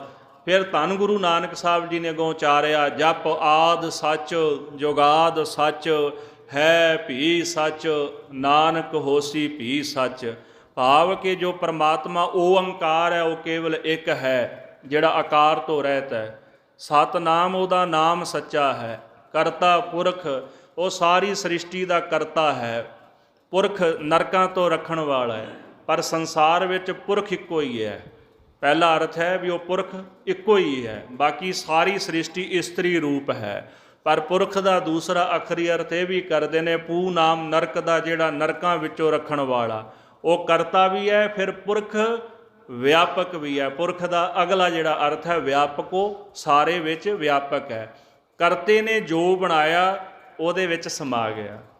ਮਸਕੀਨ ਜੀ ਬੜੀ ਸੋਹਣੀ ਉਦਾਹਰਣ ਦਿੰਦੇ ਸਨ, ਕਹਿੰਦੇ ਵੀ ਘੁਮਿਆਰ ਨੇ ਭਾਂਡਾ ਬਣਾਇਆ, ਮਿਸਤਰੀ ਨੇ ਮਕਾਨ ਬਣਾਇਆ, ਪਰ ਉਹ ਉਹਦੇ ਵਿੱਚ ਸਮਾਇਆ ਨਹੀਂ। ਉਹ ਬਣਾ ਕੇ ਤਾਂ ਤੁਰ ਗਿਆ। ਘੁਮਿਆਰ ਨੇ ਭਾਂਡਾ ਬਣਾਇਆ ਤੇ ਭਾਂਡਾ ਵੇਚ ਦਿੱਤਾ, ਪਰ ਕਰਤਾਰ ਨੇ ਦੁਨੀਆ ਬਣਾਈ। ਕਰਤਾ ਬਣਾਉਣ ਵਾਲਾ ਪੁਰਖ ਉਹਦੇ ਵਿੱਚ ਉਹ ਵਿਆਪਕ ਹੈ, ਆਪ ਵਸ ਗਿਆ ਉਹਦੇ ਵਿੱਚ। ਸੋ ਇਸ ਕਰਕੇ ਭਾਈ ਕਰਤਾ ਕਰ ਨਾਮ ਹੱਥ ਦਾ, ਤਾ ਨਾਮ ਤਾਰਨ ਵਾਲੇ ਦਾ। ਉਹ ਕਿਰਪਾ ਦਾ ਹੱਥ ਦੇ ਕੇ ਪਾਪੀਆਂ ਨੂੰ ਤਾਰ ਦਿੰਦਾ ਹੈ, ਨਰਕਾਂ ਤੋਂ ਰੱਖ ਲੈਂਦਾ ਹੈ। ਕਰਤਾ ਪੁਰਖ ਨਿਰਭਉ ਉਹਦਾ ਸੁਭਾਵ ਹੈ, ਉਹ ਡਰ ਤੋਂ ਰਹਿਤ ਹੈ। ਨਿਰਵੈਰ ਉਹ ਵੈਰ ਤੋਂ ਰਹਿਤ ਹੈ। ਪਹਿਲੀ ਗੱਲ, ਉਹਦਾ ਵੈਰੀ ਕੋਈ ਨਹੀਂ ਤੇ ਨਾ ਉਹ ਕਿਸੇ ਨਾਲ ਵੈਰ ਭਾਵਨਾ ਰੱਖਦਾ। ਤੇ ਜੇ ਰੱਬ ਕਿਸੇ ਨਾਲ ਵੈਰ ਰੱਖਣ ਲੱਗ ਜਾਏ ਤੇ ਫਿਰ ਨਾ ਰੋਟੀ ਦੇ ਕਿਸੇ ਨੂੰ। ਪਰ ਧੰਨ ਗੁਰੂ ਗੋਬਿੰਦ ਸਿੰਘ ਸਾਹਿਬ ਜੀ ਕਹਿੰਦੇ ਉਹਦੇ ਅੰਦਰ ਵੈਰ ਨਹੀਂ ਕਿਸੇ ਪ੍ਰਤੀ। ਉਸ ਵਾਹਿਗੁਰੂ ਦੀ ਨਿਗਾਹ ਸਭ ਲਈ ਇੱਕੋ ਜਿਹੀ ਹੈ। ਤੇ ਆਪਾਂ ਪੜ੍ਹਦੇ ਹਾਂ, ਦੀਨਨ ਕੀ ਪ੍ਰਤਪਾਲ ਕਰੈ ਨਿਤ ਸੰਤ ਉਭਾਰ ਗਨੀਮਨ ਗਾਰੈ ਪਸ ਪਸੂ ਨਗ ਨਾਗ ਨਰਾਤਪ ਸਰਬ ਸਮੈ ਸਭ ਕੋ ਪ੍ਰਤਪਾਰੈ ਪੋਖਤ ਹੈ ਜਲ ਮੈਂ ਥਲ ਮੈਂ ਪਲਕੇ ਕਲਕੇ ਨਹੀਂ ਕਰਮ ਵਿਚਾਰੈ ਦੀਨ ਦਇਆਲ ਦਇਆ ਨਿਧ ਦੋਖਨ ਦੇਖਤ ਹੈ ਪਰ ਦੇਤ ਨਾ ਹਾਰੈ। ਕਿੱਡਾ ਕੁ ਦਿਆਲੂ ਹੈ ਵਾਹਿਗੁਰੂ, ਬੰਦੇ ਦੇ ਦੋਸ਼ ਵੇਖਦਾ ਪਰ ਰੋਜੀ ਰੋਟੀ ਦਿੰਦਾ ਨਹੀਂ ਹਾਰਦਾ। ਅਸੀਂ ਕਿਸੇ ਦੇ ਦੋਸ਼ ਵੇਖੀਏ ਤੇ ਅਸੀਂ ਵੈਰੀ ਬਣ ਜਾਂਦੇ ਹਾਂ ਅਗਲੇ ਦੇ, ਪਰ ਉਹ ਪ੍ਰਮਾਤਮਾ ਦਾ ਸੁਭਾਅ ਐਸਾ ਹੈ ਕਿ ਉਹ ਨਿਰਵੈਰ ਹੈ, ਕਿਸੇ ਨਾਲੋਂ ਵੈਰ ਨਹੀਂ ਰੱਖਦਾ ਤੇ ਨਾ ਹੀ ਕੋਈ ਉਹਦਾ ਵੈਰੀ ਹੈ। ਨਿਰਭਉ ਨਿਰਵੈਰ ਅਕਾਲ ਮੂਰਤ। ਅਕਾਲ ਦਾ ਅੱਖਰੀ ਅਰਥ ਹੈ ਜਿਹੜਾ ਕਾਲ ਤੋਂ ਰਹਿਤ ਹੈ। ਮੂਰਤ ਦਾ ਅੱਖਰੀ ਅਰਥ ਹੈ ਸਰੂਪ। ਪਰਮਾਤਮਾ ਦਾ ਜਿਹੜਾ ਸਰੂਪ ਹੈ ਉਹ ਕਾਲ ਤੋਂ ਰਹਿਤ ਹੈ। ਮੂਰਤ ਦਾ ਅੱਖਰੀ ਅਰਥ ਇਹ ਨਹੀਂ ਕਿ ਉਹ ਇੱਕ ਮੂਰਤੀ ਹੈ, ਇੱਕ ਸਟੈਚੂ ਹੈ, ਐਸਾ ਨਹੀਂ। ਮੂਰਤ ਦਾ ਅੱਖਰੀ ਅਰਥ ਹੈ ਸਰੂਪ, ਪਰ ਉਹਦਾ ਜਿਹੜਾ ਸਰੂਪ ਹੈ ਅਕਾਲ ਹੈ, ਸਮੇਂ 'ਚ ਨਹੀਂ ਆਉਂਦਾ। ਉਹ ਨਾ ਜੰਮਦਾ ਨਾ ਮਰਦਾ ਹੈ। ਇੱਕ ਦੁਨਿਆਵੀ ਮੂਰਤ ਹੈ ਨਾ, ਚਾਹੇ ਮਨੁੱਖ ਹੈ, ਚਾਹੇ ਪੱਥਰ ਦੀ ਮੂਰਤ ਬਣਾਈ ਹੈ, ਚਾਹੇ ਤੁਸੀਂ ਕਾਗਜ਼ ਲੈ ਕੇ ਤੇ ਉਹਦੇ ਉੱਤੇ ਮੂਰਤ ਨੂੰ ਚਿੱਤਰ ਲਿਆ, ਬਣਾਈ ਵੀ ਗਈ ਹੈ ਪਰ ਉਹਨੇ ਨਾਸ਼ ਵੀ ਹੋਣਾ, ਉਹਦੀ ਇੱਕ ਅਵਧੀ ਹੈ। ਪਰ ਜਿਹੜਾ ਪ੍ਰਮਾਤਮਾ ਦਾ ਸਰੂਪ ਹੈ ਉਹ ਕਦੇ ਨਾਸ਼ ਨਹੀਂ ਹੁੰਦਾ। ਕਿਉਂ? ਉਹ ਕਦੇ ਜੰਮਦਾ ਨਹੀਂ ਤੇ ਵਾਹਿਗੁਰੂ ਕਦੇ ਮਰਦਾ ਵੀ ਨਹੀਂ। ਜਿਹੜਾ ਜੰਮਿਆ ਨਹੀਂ ਉਹ ਕਦੇ ਮਰਦਾ ਨਹੀਂ। ਪਰ ਇੱਕ ਗੱਲ ਯਾਦ ਰੱਖਿਓ, ਜੰਮਣਾ ਮਰਨਾ ਉਹਦੇ ਹੱਥ ਦੇ ਵਿੱਚ ਹੈ, ਜਿਹੜਾ ਆਪ ਕਦੇ ਜੰਮਦਾ ਤੇ ਆਪ ਕਦੇ ਮਰਦਾ ਨਹੀਂ। ਅਕਾਲ ਮੂਰਤ ਆਯੂਨੀ, ਜੂਨਾਂ ਤੋਂ ਰਹਿਤ ਹੈ, ਕਿਸੇ ਜੂਨ ਦੇ ਵਿੱਚ ਨਹੀਂ ਆਇਆ। ਨਾ ਮਨੁੱਖ ਦੀ ਜੂਨ 'ਚ ਹੈ, ਨਾ ਪਸ਼ੂਆਂ ਦੀ, ਨਾ ਪਕਸ਼ੀਆਂ ਦੀ, ਸਾਰੀਆਂ ਜੂਨਾਂ ਤੋਂ ਪਰੇ ਹੈ। ਤੇ ਸਤਿਗੁਰ ਜੀ ਕਹਿੰਦੇ ਸਹਿ ਭੰਗ। ਫਿਰ ਸਵਾਲ ਖੜਾ ਹੁੰਦਾ ਨਾ ਵੀ ਜਿਹੜਾ ਜੰਮਣ ਮਰਨ ਤੋਂ ਰਹਿਤ ਹੈ ਤੇ ਜਿਸ ਪਰਮਾਤਮਾ ਨੇ ਕੋਈ ਜੂਨ ਹੀ ਧਾਰਨ ਨਹੀਂ ਕੀਤੀ ਤੇ ਫਿਰ ਉਹ ਪ੍ਰਗਟ ਕਿਵੇਂ ਹੋਇਆ? ਸਹਿ ਭੰਗ, ਆਪਣੇ ਆਪ ਤੋਂ, ਸਵੈ ਸਰੂਪ ਤੋਂ ਹੀ ਪੈਦਾ ਹੋਇਆ, ਆਪਣੇ ਆਪ ਤੋਂ ਹੀ ਪੈਦਾ ਹੋਇਆ। ਫਿਰ ਦੂਜਾ ਅਗਰੀ ਅਰਥ ਮਹਾਂਪੁਰਖ ਕਰਦੇ ਨੇ, ਸਹਿ ਭੰਗ, ਆਪਣੇ ਆਪ ਤੋਂ ਪੈਦਾ ਕਰਕੇ ਸਭ ਕੁਝ ਨਾਸ਼ ਕਰ ਦਿੰਦਾ ਹੈ। ਏਕ ਹੈ, ਧੰਨ ਗੁਰੂ ਗੋਬਿੰਦ ਸਿੰਘ ਸਾਹਿਬ ਮਹਾਰਾਜ ਜੀ ਕਹਿੰਦੇ ਅਨੇਕ ਹੈ, ਏਕ ਹੈ, ਅਨੇਕ ਹੈ ਫਿਰ ਏਕ ਹੈ। ਉਹ ਪਰਮਾਤਮਾ ਅਨੇਕਾਂ ਰੂਪ ਹੈ ਕਿਉਂਕਿ ਉਹਨੇ ਆਪਣੇ ਆਪ ਤੋਂ ਸਾਰਾ ਕੁਝ ਪੈਦਾ ਕੀਤਾ। ਅਨੇਕ ਹੈ, ਆ ਕਿੰਨੇ ਰੂਪ ਨੇ ਸੰਸਾਰ ਵਿੱਚ? ਰੰਗ ਸਭੈ ਨਾਰਾਇਣੇ ਜੇਤੇ ਮਨ ਭਵਨ, ਸਭ ਕੁਝ ਪਰਮੇਸ਼ਰ ਦਾ ਹੀ ਰੂਪ ਹੈ ਨਾ। ਫਿਰ ਕਹਿੰਦੇ ਫਿਰ ਏਕ ਹੈ, ਫਿਰ ਇੱਕ ਹੀ ਹੋ ਜਾਂਦਾ ਹੈ। ਜਦੋਂ ਸਾਰਾ ਪਸਾਰਾ ਸਮੇਟ ਲੈਂਦਾ ਨਾ ਫਿਰ ਇੱਕ ਬਣ ਜਾਂਦਾ। ਬਾਜੀਗਰ ਜੈਸੇ ਬਾਜੀ ਪਾਈ, ਨਾਨਾ ਰੂਪ ਭੇਖ ਦਿਖਲਾਈ, ਸਵਾਂਗ ਉਤਾਰ ਥਮਿਓ ਪਸਾਰਾ, ਤਬ ਏਕੋ ਏਕੰਕਾਰਾ। ਉਦਾਹਰਣ ਦਿੱਤੀ ਪੰਜਵੇਂ ਪਾਤਸ਼ਾਹ ਨੇ, ਜਿਹੜਾ ਬਾਜੀਗਰ ਹੁੰਦਾ ਨਾ ਤਮਾਸ਼ਾ ਵਿਖਾਉਣ ਵਾਲਾ, ਜਦੋਂ ਤਮਾਸ਼ਾ ਵਿਖਾਉਂਦਾ ਕਿੰਨੇ ਸਰੂਪ ਆਪ ਬਣਾਉਂਦਾ, ਕਿੰਨਾ ਅਡੰਬਰ ਰਚ ਲੈਂਦਾ, ਕਈ ਵਸਤੂਆਂ ਸਾਰਾ ਕੁਝ ਸਮਾਨ ਇਕੱਠਾ ਰੱਖ ਕਰਕੇ ਤੇ ਲੋਕਾਂ ਨੂੰ ਉਹ ਤਮਾਸ਼ਾ ਦਿਖਾਉਂਦਾ। ਨਾਨਾ ਰੂਪ, ਅਨੇਕਾਂ ਰੂਪ ਲੈ ਲੈਂਦਾ, ਅਨੇਕਾਂ ਭੇਖ ਧਾਰਨ ਕਰਕੇ, ਕਦੀ ਰਾਜਾ ਬਣ ਗਿਆ, ਕਦੀ ਚੋਰ ਬਣ ਗਿਆ, ਕਦੀ ਸਿਪਾਹੀ ਬਣ ਗਿਆ। ਰੂਪ ਤਾਂ ਇੱਕ ਬਾਜੀਗਰ ਦੇ ਨੇ ਨਾ ਕਈ, ਪਰ ਕਹਿੰਦੇ ਸਵਾਂਗ ਉਤਾਰ। ਸਵਾਂਗ ਦਾ ਅੱਖਰੀ ਅਰਥ ਹੈ ਜਿਹੜਾ ਸਰੀਰ ਤੇ ਭੇਖ ਉਹਨੇ ਬਣਾਇਆ ਨਾ, ਜਦੋਂ ਲਾਹ ਦਿੰਦਾ ਨਾ ਭੇਖ, ਫਿਰ ਬਾਜੀਗਰ ਇੱਕ ਹੀ ਰਹਿ ਜਾਂਦਾ, ਚੋਰ ਸਿਪਾਹੀ ਸਭ ਉਹਦੇ ਵਿੱਚ ਹੀ ਸਮਾ ਜਾਂਦੇ ਨੇ। ਤੇ ਗੁਰੂ ਸਾਹਿਬ ਕਹਿੰਦੇ ਆ ਜਿੰਨਾ ਪਸਾਰਾ ਹੈ, ਭਾਵੇਂ ਰਾਜਾ ਹੈ, ਭਾਵੇਂ ਪ੍ਰਜਾ ਹੈ, ਅਮੀਰ ਗਰੀਬ, ਚੋਰ ਹੈ, ਠੱਗ ਹੈ, ਸਾਧੂ ਹੈ, ਇਹ ਸਭ ਪਰਮਾਤਮਾ ਦੇ ਹੀ ਸਵਾਂਗ ਨੇ। ਜਦੋਂ ਸਾਰਾ ਕੁਝ ਇਕੱਠਾ ਕਰਦਾ ਤਬ ਏਕੋ ਏਕੰਕਾਰਾ, ਇੱਕ ਵਾਹਿਗੁਰੂ ਹੀ ਫਿਰ ਰਹਿ ਜਾਂਦਾ ਹੈ। ਇਸ ਕਰਕੇ ਅਨੇਕ ਹੈ ਫਿਰ ਏਕ ਹੈ, ਸਹਿ ਭੰਗ, ਆਪਣੇ ਆਪ ਤੋਂ ਬਣਾਉਂਦਾ ਤੇ ਸਭ ਕੁਝ ਨਸ਼ਟ ਕਰ ਦਿੰਦਾ ਹੈ। ਤੇ ਫਿਰ ਕਹਿੰਦੇ ਗੁਰੂ ਨਾਨਕ ਸਾਹਿਬ ਮਹਾਰਾਜ ਸੱਚੇ ਪਾਤਸ਼ਾਹ ਜੀ ਅਖੀਰ ਵਿੱਚ ਇੱਕ ਸ਼ਬਦ ਵਰਤਿਆ, ਸਹਿ ਭੰਗ ਗੁਰ ਪ੍ਰਸਾਦ। ਸਵਾਲ ਸੀ ਵੀ ਮਿਲਦਾ ਕਿਵੇਂ ਹੈ? ਕਹਿੰਦੇ ਜੀ ਮਿਲਣਾ ਗੁਰੂ ਦੀ ਕਿਰਪਾ ਨਾਲ, ਕਿਉਂਕਿ ਤੇਰਾ ਨਾਮ ਗੁਰ ਪਰਮੇਸ਼ਰ, ਇਹ ਬਚਨ ਆਖਿਆ ਅਕਾਲ ਪੁਰਖ ਨੇ, ਤੁਹਾਡਾ ਨਾਮ ਗੁਰ ਪਰਮੇਸ਼ਰ ਹੈ। ਗੁਰੂ ਨਾਨਕ ਸਾਹਿਬ ਜੀ ਤੁਹਾਡੀ ਕਿਰਪਾ ਨਾਲ ਹੀ ਮੈਂ ਮਿਲਣਾ ਹੈ। ਤੇ ਫਿਰ ਸਤਿਗੁਰੂ ਕਹਿੰਦੇ ਨੇ ਸਿੱਖੋ ਇਤਿਹਾਸ ਵਿੱਚ ਬਚਨ ਆਉਂਦਾ ਕਿ ਅਕਾਲ ਪੁਰਖ ਕਹਿਣ ਲੱਗੇ ਵੀ ਸਾਡੀ ਉਸਤਤ 'ਚ ਕੁਝ ਬੋਲੋ। ਫਿਰ ਗੁਰੂ ਨਾਨਕ ਸਾਹਿਬ ਕਹਿੰਦੇ ਜਪ, ਉਹਨੂੰ ਜਪੋ ਭਾਈ, ਜਿਹਦੇ ਉਪਰੋਕਤ ਆਪਾਂ ਗੁੜ ਸਰਵਣ ਕੀਤੇ ਨੇ। ਆਦ ਸੱਚ, ਮੁੱਢ ਤੋਂ ਜਿਹੜਾ ਸੱਚ ਹੈ, ਜਦੋਂ ਦੀ ਸ੍ਰਿਸ਼ਟੀ ਬਣੀ ਹੈ ਉਹ ਮੁੱਢ ਤੋਂ ਹੀ ਸੱਚ ਹੈ। ਜੁਗਾਦ ਸੱਚ, ਜੁਗਾਂ ਜੁਗਾਂਤਰਾਂ ਦੇ ਵਿੱਚ ਉਹ ਸੱਚ ਹੈ ਵੀ ਸੱਚ, ਹੁਣ ਵੀ ਸੱਚ ਹੈ, ਪਿੱਛੇ ਵੀ ਸੱਚ ਸੀ। ਨਾਨਕ ਹੋਸੀ ਵੀ ਸੱਚ, ਉਹਨੇ ਅੱਗੇ ਵੀ ਸੱਚ ਹੋਣਾ ਹੈ। ਇਸ ਕਰਕੇ ਹੁਕਮ ਹੋਇਆ ਜੀ ਜਪ ਉਸ ਵਾਹਿਗੁਰੂ ਨੂੰ ਜਪਿਆ ਕਰੋ, ਪਰ ਸਾਧ ਸੰਗਤ ਕਿਰਪਾ ਹੋਣੀ ਹੈ ਗੁਰ ਪ੍ਰਸਾਦ ਦੇ ਨਾਲ। ਕੇਵਲ ਸੰਖੇਪ ਜਿਹੇ ਅਰਥ ਆਪਾਂ ਮੂਲ ਮੰਤਰ ਦੇ ਸਰਵਣ ਕੀਤੇ ਨੇ। ਇਹ ਜਿਹੜਾ ਮੂਲ ਮੰਤਰ ਅਕਾਲ ਪੁਰਖ ਜੀ ਨੇ ਗੁਰੂ ਨਾਨਕ ਸਾਹਿਬ ਜੀ ਨੂੰ ਬਖਸ਼ਿਸ਼ ਕੀਤਾ, ਤੇ ਜਿਹਨੂੰ ਲੈ ਕੇ ਤੀਸਰੇ ਦਿਨ ਗੁਰੂ ਸਾਹਿਬ ਜੀ ਵੇਈ ਨਦੀ ਤੋਂ ਬਾਹਰ ਆਏ ਹਨ।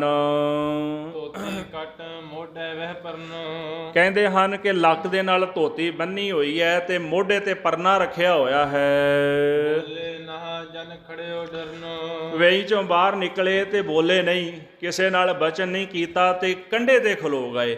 ਕਹਿੰਦੇ ਇਦਾਂ ਸਮਝੋ ਜਿਵੇਂ ਡਰਨਾ ਖੜਿਆ ਹੋਵੇ।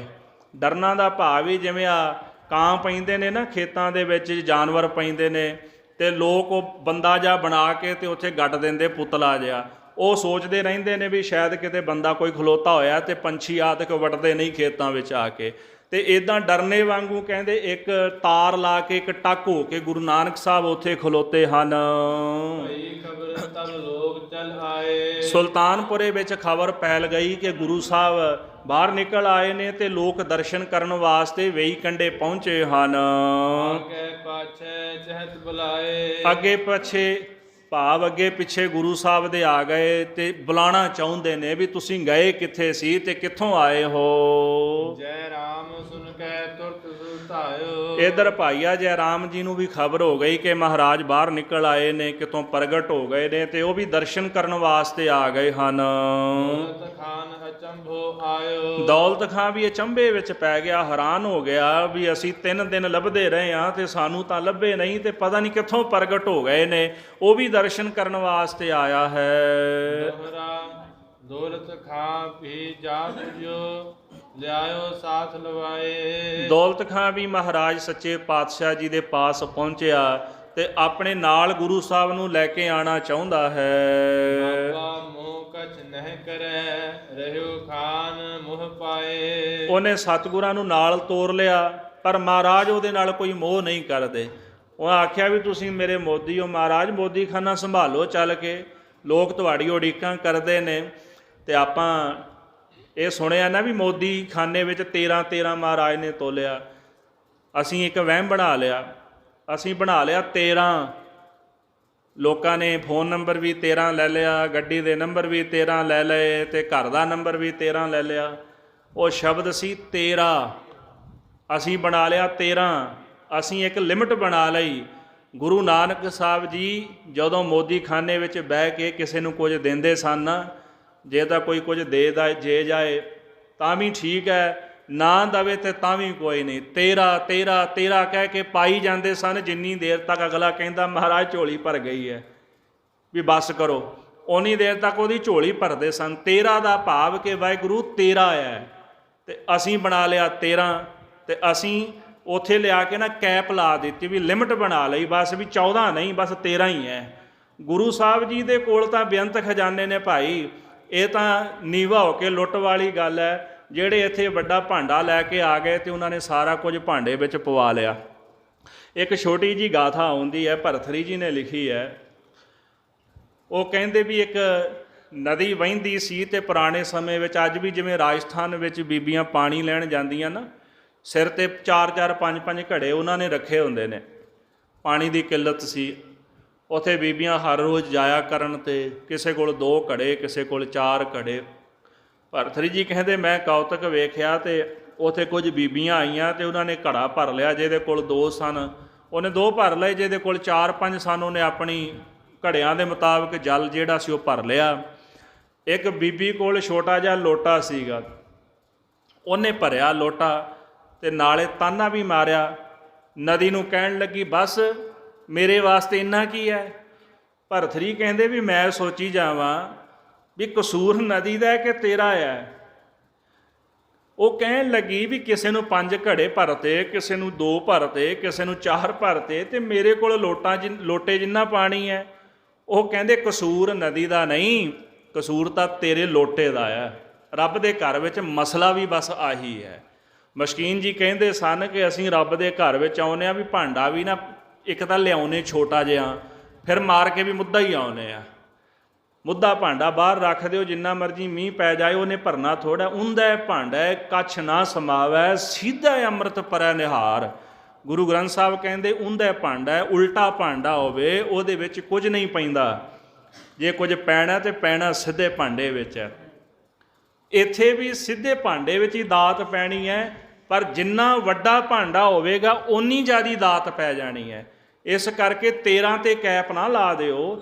ਇੱਥੇ ਤੇ ਗੱਲ 13 13 13 ਵਾਲੀ ਹੈ। ਜਿਹਦਾ ਜਿੰਨਾ ਕੁ ਵੱਡਾ ਭਾਂਡਾ ਹੁੰਦਾ ਓਨੀ ਕੁ ਵੱਡੀ ਦਾਤ ਉਹ ਗੁਰੂ ਸਾਹਿਬ ਦੇ ਚਰਨਾਂ ਵਿੱਚੋਂ ਲੈ ਜਾਂਦਾ। ਇੱਧਰ ਮੋਦੀ ਗੁਰੂ ਨਾਨਕ ਸਾਹਿਬ ਸੱਚੇ ਪਾਤਸ਼ਾਹ ਜੀ ਨੂੰ ਆਪਣੇ ਨਾਲ ਦੌਲਤ ਖਾਂ ਲੈ ਕੇ ਜਾਣਾ ਚਾਹੁੰਦਾ, ਉਹ ਮੋਹ ਕਰਦਾ, ਤੇ ਗੁਰੂ ਸਾਹਿਬ ਜੀ ਦੌਲਤ ਖਾਂ ਦਾ ਮੋਹ ਨਹੀਂ ਕਰਦੇ। ਚੌਪਈ ਤਬ ਦੌਲਤ ਨੇ ਹਕੀਮ ਬੁਲਾਏ। ਉਹਨੇ ਸੋਚਿਆ ਵੀ ਲੱਗਦਾ ਵੀ ਬਿਮਾਰ ਹੋ ਗਏ ਨੇ। ਇੱਕ ਤਾਂ ਪਹਿਲਾਂ 3 ਦਿਨ ਲੁਕੇ ਰਹੇ ਨੇ, ਵੀ ਪਤਾ ਨਹੀਂ ਕਿੱਥੇ ਰਹੇ ਨੇ। ਉਹਨੇ ਫਿਰ ਹਕੀਮ ਬੁਲਾ ਲਏ ਹਨ। ਮਤ ਕਤ ਨਾਨਕ ਰੋਗ ਸੰਤਾਏ। ਸੋਚਦਾ ਹੈ ਕਿ ਮਤਾ ਇਹਨਾਂ ਨੂੰ ਕੋਈ ਰੋਗ ਨਾ ਵਿਆਪ ਗਿਆ ਹੋਵੇ, ਤੇ ਜਿਸ ਰੋਗ ਕਰਕੇ ਇੰਨੇ ਪਰੇਸ਼ਾਨ ਹੋਵਣ। ਬਾਬੇ ਵੈਦ ਸਮਝਾਇਆ। ਜਦੋਂ ਫਿਰ ਵੈਦ ਆ ਗਿਆ ਤੇ ਗੁਰੂ ਨਾਨਕ ਸਾਹਿਬ ਜੀ ਫਿਰ ਵੈਦ ਨੂੰ ਵੀ ਸਮਝਾਉਣ ਲੱਗੇ ਹਨ। ਫਿਰ ਦੌਲਤ ਮਨ ਪਤੀ ਆਇਆ। ਵੈਦ ਬੁਲਾਇਆ, ਵੈਦ ਕੀ ਪਕੜ ਢੰਡੋਲੇ ਬਾਹਾਂ, ਭੋਲਾ ਵੈਦ ਨਾ ਜਾਣਈ ਕਰਕ ਕਰੇ ਜੇ ਮਾਹੇ। ਵੈਦ ਆਇਆ ਤੇ ਬਾਂਹ ਫੜ ਕੇ ਢੰਡੋਲਣ ਲੱਗਾ ਨਾ, ਨਬਜ ਪਰਖਦਾ ਸੀ ਵੀ ਕਿਹੜਾ ਰੋਗ ਹੈ ਤੁਹਾਨੂੰ ਲੱਗਿਆ ਹੋਇਆ। ਤੇ ਗੁਰੂ ਸਾਹਿਬ ਜੀ ਦੀ ਜਦੋਂ ਬਾਂਹ ਪਕੜ ਕੇ ਉਹ ਚੰਗੀ ਤਰ੍ਹਾਂ ਢੂੰਡ ਕੇ ਵੇਖਣ ਲੱਗਾ, ਗੁਰੂ ਸਾਹਿਬ ਕਹਿੰਦੇ ਵੀ ਕੀ ਵੈਦ ਜੀ ਲੱਭਦੇ ਹੋ? ਕਹਿੰਦਾ ਜੀ ਰੋਗ ਲੱਭਦਾ।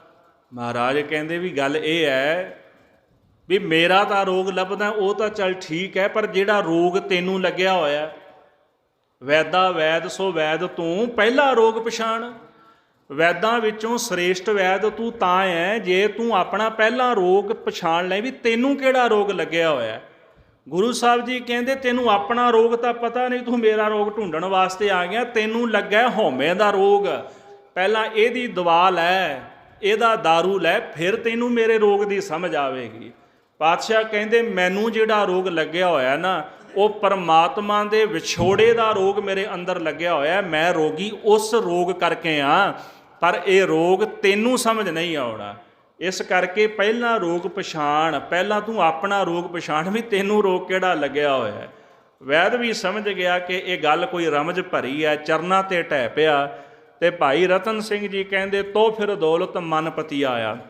ਫਿਰ ਦੌਲਤ ਖਾਂ ਨੂੰ ਵੀ ਗੱਲ ਕਿਤੇ ਸਮਝ ਦੇ ਵਿੱਚ ਪੈ ਗਈ। ਉਹਦਾ ਵੀ ਜਿਹੜਾ ਮਨ ਸੀਗਾ ਉਹ ਪਤੀਜ ਗਿਆ। ਅੱਲਾ ਕਾਜੀ ਬਾਬੇ ਸੁਖ ਹੈ। ਸਤਿਗੁਰੂ ਕਹਿਣ ਲੱਗੇ ਨਾ ਕੋਈ ਹਿੰਦੂ ਨਾ ਮੁਸਲਮਾਨ। ਇਹੀ ਬਚਨ ਕੀਤਾ ਨਾ ਜਦੋਂ ਵੇਈ ਚੋਂ ਨਿਕਲੇ ਸਨ ਵੀ ਨਾ ਕੋਈ ਹਿੰਦੂ ਤੇ ਨਾ ਕੋਈ ਮੁਸਲਮਾਨ ਹੈ। ਲੋਕ ਕਹਿੰਦੇ ਜੀ ਇਹ ਕਾਫਰ ਹੋ ਗਿਆ, ਰੌਲਾ ਤਾਂ ਪੈ ਗਿਆ। ਕਾਜੀ ਮੁਲਾਣੇ ਸਤਿਗੁਰਾਂ ਨਾਲ ਖਹਿਣ ਲੱਗ ਪਏ।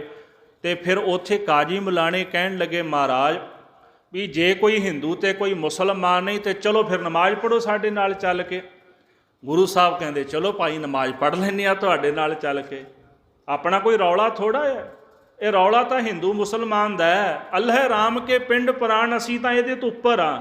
ਤੇ ਗੁਰੂ ਸਾਹਿਬ ਜੀ ਜਦੋਂ ਉੱਥੇ ਗਏ ਨਮਾਜ਼ ਪੜ੍ਹਨ ਵਾਸਤੇ, ਤੇ ਉੱਥੇ ਕਾਜੀ ਨਮਾਜ਼ ਪੜ੍ਹੇ, ਦੌਲਤ ਖਾਂ ਨਮਾਜ਼ ਪੜ੍ਹੇ। ਤੇ ਗੁਰੂ ਸਾਹਿਬ ਜੀ ਆਪਣੀ ਮੌਜ ਵਿੱਚ ਆਨੰਦ ਵਿੱਚ ਬੈਠੇ ਰਹੇ, ਨਮਾਜ਼ ਪੜ੍ਹੀ ਨਹੀਂ। ਤੇ ਬਾਅਦ ਵਿੱਚ ਲਾਲ ਪੀਲਾ ਹੋ ਗਿਆ। ਕਾਜੀ ਕਹਿੰਦਾ ਖਾਨ ਸਾਹਿਬ ਵੇਖੋ ਇਹਨਾਂ ਨੇ ਨਮਾਜ਼ ਨਹੀਂ ਪੜ੍ਹੀ, ਕਿਹੋ ਜਿਹਾ ਤੁਹਾਡਾ ਮੋਦੀ ਹੈ। ਗੁਰੂ ਸਾਹਿਬ ਜੀ ਕਹਿੰਦੇ ਵੀ ਨਮਾਜ਼ ਤਾਂ ਚਲੋ ਠੀਕ ਹੈ ਮੈਂ ਨਹੀਂ ਪੜ੍ਹੀ, ਪਰ ਤੁਸੀਂ ਕਿਹੜਾ ਪੜ੍ਹਦੇ ਸੀ? ਦੌਲਤ ਖਾਂ ਕਹਿੰਦਾ ਮਹਾਰਾਜ ਮੈਂ ਨਮਾਜ਼ ਪੜ੍ਹਦਾ। ਗੁਰੂ ਸਾਹਿਬ ਕਹਿੰਦੇ ਤੇਰਾ ਧਿਆਨ ਤਾਂ ਘੋੜਿਆਂ ਦੇ ਵਿੱਚ ਹੈ, ਤੇਰਾ ਧਿਆਨ ਘੋੜਿਆਂ ਵਿੱਚ ਗਿਆ ਵੀ ਤੇਰੇ ਦਾਸ ਘੋੜੇ ਖਰੀਦਣ ਗਏ, ਤੂੰ ਤਾਂ ਘੋੜੇ ਖਰੀਦਦਾ ਸੀ, ਨਮਾਜ਼ ਥੋੜ੍ਹਾ ਪੜ੍ਹਦਾ ਸੀ। ਕਾਜੀ ਕਹਿੰਦਾ ਜੀ ਮੇਰੇ ਨਾਲ ਪੜ੍ਹ ਲੈਣੀ ਸੀ। ਮਹਾਰਾਜ ਕਹਿੰਦੇ ਤੇਰਾ ਧਿਆਨ ਘਰ ਦੇ ਵਿੱਚ ਸੀ ਵੀ ਜੇ ਪਸ਼ੂ ਨੇ ਵਛੇਰਾ ਦੇਣਾ ਕਿਤੇ ਉਹ ਪਿੱਛੇ ਨਾ ਡਿੱਗ ਪਏ, ਤੂੰ ਤਾਂ ਉੱਥੇ ਵਛੇਰਿਆਂ ਦੇ ਵਿੱਚ ਫਿਰਦਾ ਹੈ ਤੇ ਨਮਾਜ਼ ਕਿਹਨੇ ਪੜ੍ਹਨੀ ਸੀ? ਗੁਰੂ ਸਾਹਿਬ ਕਹਿੰਦੇ ਵੀ ਜੇ ਤੇਰਾ ਮਨ ਇੱਥੇ ਹੁੰਦਾ ਤੇ ਫਿਰ ਮੈਂ ਮੰਨਦਾ ਵੀ ਤੂੰ ਨਮਾਜ਼ ਪੜ੍ਹਦਾ, ਮੈਂ ਤੇਰੀ ਸੱਚੀ ਨਮਾਜ਼ ਨਾਲ ਮੈਂ ਨਮਾਜ਼ ਜ਼ਰੂਰ ਪੜ੍ਹਦਾ। ਪਰ ਤੇਰੀ ਨਮਾਜ਼ ਤਾਂ ਸੱਚੀ ਸੀ, ਪਰ ਤੇਰਾ ਮਨ ਸੱਚਾ ਕੋਈ ਨਹੀਂ ਸੀ। ਠਾਕੁਰ ਗਾਈਆ ਆਤਮ ਰੰਗ, ਸਰਨੀ ਪਾਵਨ ਨਾਮ ਧਿਆਵਨ, ਸਹਿਜ ਸਮਾਵਨ ਸੰਗ। ਪ੍ਰਭ ਕੀ ਉਸਤਤ ਕਰੋ ਸੰਤ ਮੀਤ, ਸਾਵਧਾਨ ਇਕਾਗਰ ਚੀਤ। ਇਹ ਉਪਦੇਸ਼ ਮਹਾਰਾਜ ਦਿੰਦੇ ਨੇ। ਇਹ ਸਾਖੀ ਦਾ ਭਾਵ ਗੁਰਮੁਖ ਹੋਏ ਹੈ ਕਿ ਜਦੋਂ ਬਾਣੀ ਪੜ੍ਹਨੀ ਹੋਵੇ, ਕਥਾ ਸੁਣਨੀ ਹੋਵੇ, ਕੀਰਤਨ ਸੁਣਨਾ ਹੋਵੇ, ਤੇ ਤੁਹਾਡਾ ਮਨ ਉਹਦੇ ਵਿੱਚ ਰੰਗਿਆ ਹੋਣਾ ਚਾਹੀਦਾ ਹੈ। ਜਿਵੇਂ ਅੱਜ ਕੱਲ੍ਹ ਦੇ ਟਾਈਮ ਦੇ ਵਿੱਚ ਗੇਮਾਂ ਚੱਲਦੀਆਂ ਨੇ, ਗੇਮਾਂ ਖੇਡਦੇ ਆ, ਜਾਂ ਗਾਣੇ ਸੁਣਦੀ ਜਨਤਾ ਅੱਜ ਕੱਲ੍ਹ, ਜਾਂ ਬਾਹਰ ਬਹਿ ਕੇ ਗੱਪਾਂ ਛੱਪਾਂ ਚੱਲਦੀਆਂ ਨੇ, ਨਿੰਦਿਆ ਚੁਗਲੀ ਵਾਲਾ ਪ੍ਰੋਗਰਾਮ ਚੱਲਦਾ ਹੈ, ਕਿੰਨੇ ਧਿਆਨ ਦੇ ਨਾਲ ਉੱਥੇ ਕੋਈ ਗੱਲ ਰਹਿ ਜਾਂਦੀ ਨਾ, ਦੁਬਾਰਾ ਦੱਸੀ ਵੀ ਫਲਾਣੇ ਨੇ ਕੀ ਕਿਹਾ, ਵੀ ਕਿਤੇ ਗੱਲ ਰਹਿ ਗਈ ਹੈ ਵਿੱਚੋਂ, ਵੀ ਸਮਝ ਨਹੀਂ ਆਈ ਮੈਨੂੰ। ਕਿੰਨਾ ਧਿਆਨ ਹੁੰਦਾ ਉਹਦੇ ਵਿੱਚ, ਉਹਦੇ ਵਿੱਚੋਂ ਕੁਛ ਨਹੀਂ ਮਿਲਣਾ। ਭਾਵੇਂ ਸਮਾਜ ਦੇ ਵਿੱਚ ਸਾਰਾ ਕੁਝ ਚੱਲਦਾ, ਪਰ ਗੁਰਮੁਖੋ ਇੱਥੇ ਵੀ ਉਹੋ ਜਿਹਾ ਧਿਆਨ ਜਿਹੜਾ ਸਿੱਖ ਨੂੰ ਜੋੜਨਾ ਚਾਹੀਦਾ, ਜਿਹੋ ਜਿਹਾ ਧਿਆਨ ਅਸੀਂ ਬਾਹਰ ਦੁਨਿਆਵੀ ਗੱਲਾਂ ਬਾਤਾਂ ਵਿੱਚ ਜੋੜਦੇ ਹਾਂ। ਤੇ ਯਾਦ ਰੱਖਿਓ, ਉੱਥੇ ਜੋੜਿਆ ਧਿਆਨ ਕਿਸੇ ਲੇਖੇ ਨਹੀਂ, ਤੇ ਇੱਥੇ ਜੋੜਿਆ ਹੋਇਆ ਧਿਆਨ ਇੱਕ ਇੱਕ ਪਲ ਤੁਹਾਡਾ ਲੇਖੇ ਵਿੱਚ ਪੈ ਜਾਣਾ। ਆਹ ਗੱਲ ਵੱਖਰੀ ਹੈ ਵੀ ਉਂਝ ਭਾਵੇਂ 2 ਘੰਟੇ ਬਹਿ ਕੇ ਬਾਹਰ ਗੱਪਾਂ ਛੱਪਾਂ ਮਾਰ ਲਈਏ, ਇੱਥੇ ਘੰਟਾ ਕਥਾ ਸੁਣਨੀ ਥੋੜ੍ਹੀ ਜ਼ਿਆਦਾ ਔਖੀ ਲੱਗਦੀ ਹੈ। ਇਸ ਕਰਕੇ ਆਖਣ ਔਖਾ ਸਾਚਾ ਨਾਉ, ਤਾਂ ਹੀ ਤਾਂ ਮਹਾਰਾਜ ਨੂੰ ਕਹਿਣਾ ਪਿਆ ਵੀ ਨਾਮ ਜਪਣਾ ਬੜਾ ਔਖਾ ਹੈ। ਸੋ ਸਤਿਗੁਰੂ ਸੱਚੇ ਪਾਤਸ਼ਾਹ ਮਹਾਰਾਜ ਨਾਲ ਕਾਜੀ ਮੁੱਲੇ ਜਿਹੜੇ ਸਨ, ਉਹ ਖਹਿਣ ਲੱਗ ਪਏ ਹਨ। ਦ੍ਰਿਸ਼ਟ ਬੰਦ ਕਰ ਜਾਦੂ ਕਹੈ। ਇਸ ਪ੍ਰਕਾਰ ਸਤਿਗੁਰੂ ਸੱਚੇ ਪਾਤਸ਼ਾਹ ਮਹਾਰਾਜ ਗਰੀਬ ਨਵਾਜ ਉਹਨਾਂ ਦੇ ਬਾਬਤ ਉਹ ਕਹਿਣ ਲੱਗ ਪਏ ਵੀ ਹੋ ਸਕਦਾ ਵੀ ਇਹਨਾਂ ਨੂੰ ਕੁਝ ਚੰਬੜਨਾ ਗਿਆ ਹੋਵੇ। ਇਹ ਵੀ ਕਥਾ ਆਉਂਦੀ ਸੂਰਜ ਪ੍ਰਕਾਸ਼ ਦੇ ਵਿੱਚ ਵੀ ਕਿਸੇ ਨੇ ਜਾਦੂ ਕਰ ਦਿੱਤਾ ਹੋਵੇਗਾ। ਉੱਥੇ ਵੀ ਜਿਹੜਾ ਸੀਗਾ ਉਹ ਮੌਲਾਣਾ ਆਇਆ ਤੇ ਗੁਰੂ ਸਾਹਿਬ ਜੀ ਦੇ ਪਾਸ ਆ ਕੇ ਧੂੰਆਂ ਜਿਹਾ ਬਾਲ ਕੇ ਤੇ ਖੰਭ ਜੇ ਲੈ ਕੇ ਜਿਉਂ ਲੱਗਾ ਝਾੜਾ ਕਰਨ ਵਾਸਤੇ ਮਹਾਰਾਜ ਦਾ। ਤੇ ਸਤਿਗੁਰੂ ਸੱਚੇ ਪਾਤਸ਼ਾਹ ਕਹਿੰਦੇ ਕੀ ਲੱਭਦਾ ਹੈ? ਕਹਿੰਦਾ ਜੀ ਭੂਤ ਚਿੰਬੜ ਗਿਆ ਹੋਣਾ ਤੁਹਾਨੂੰ।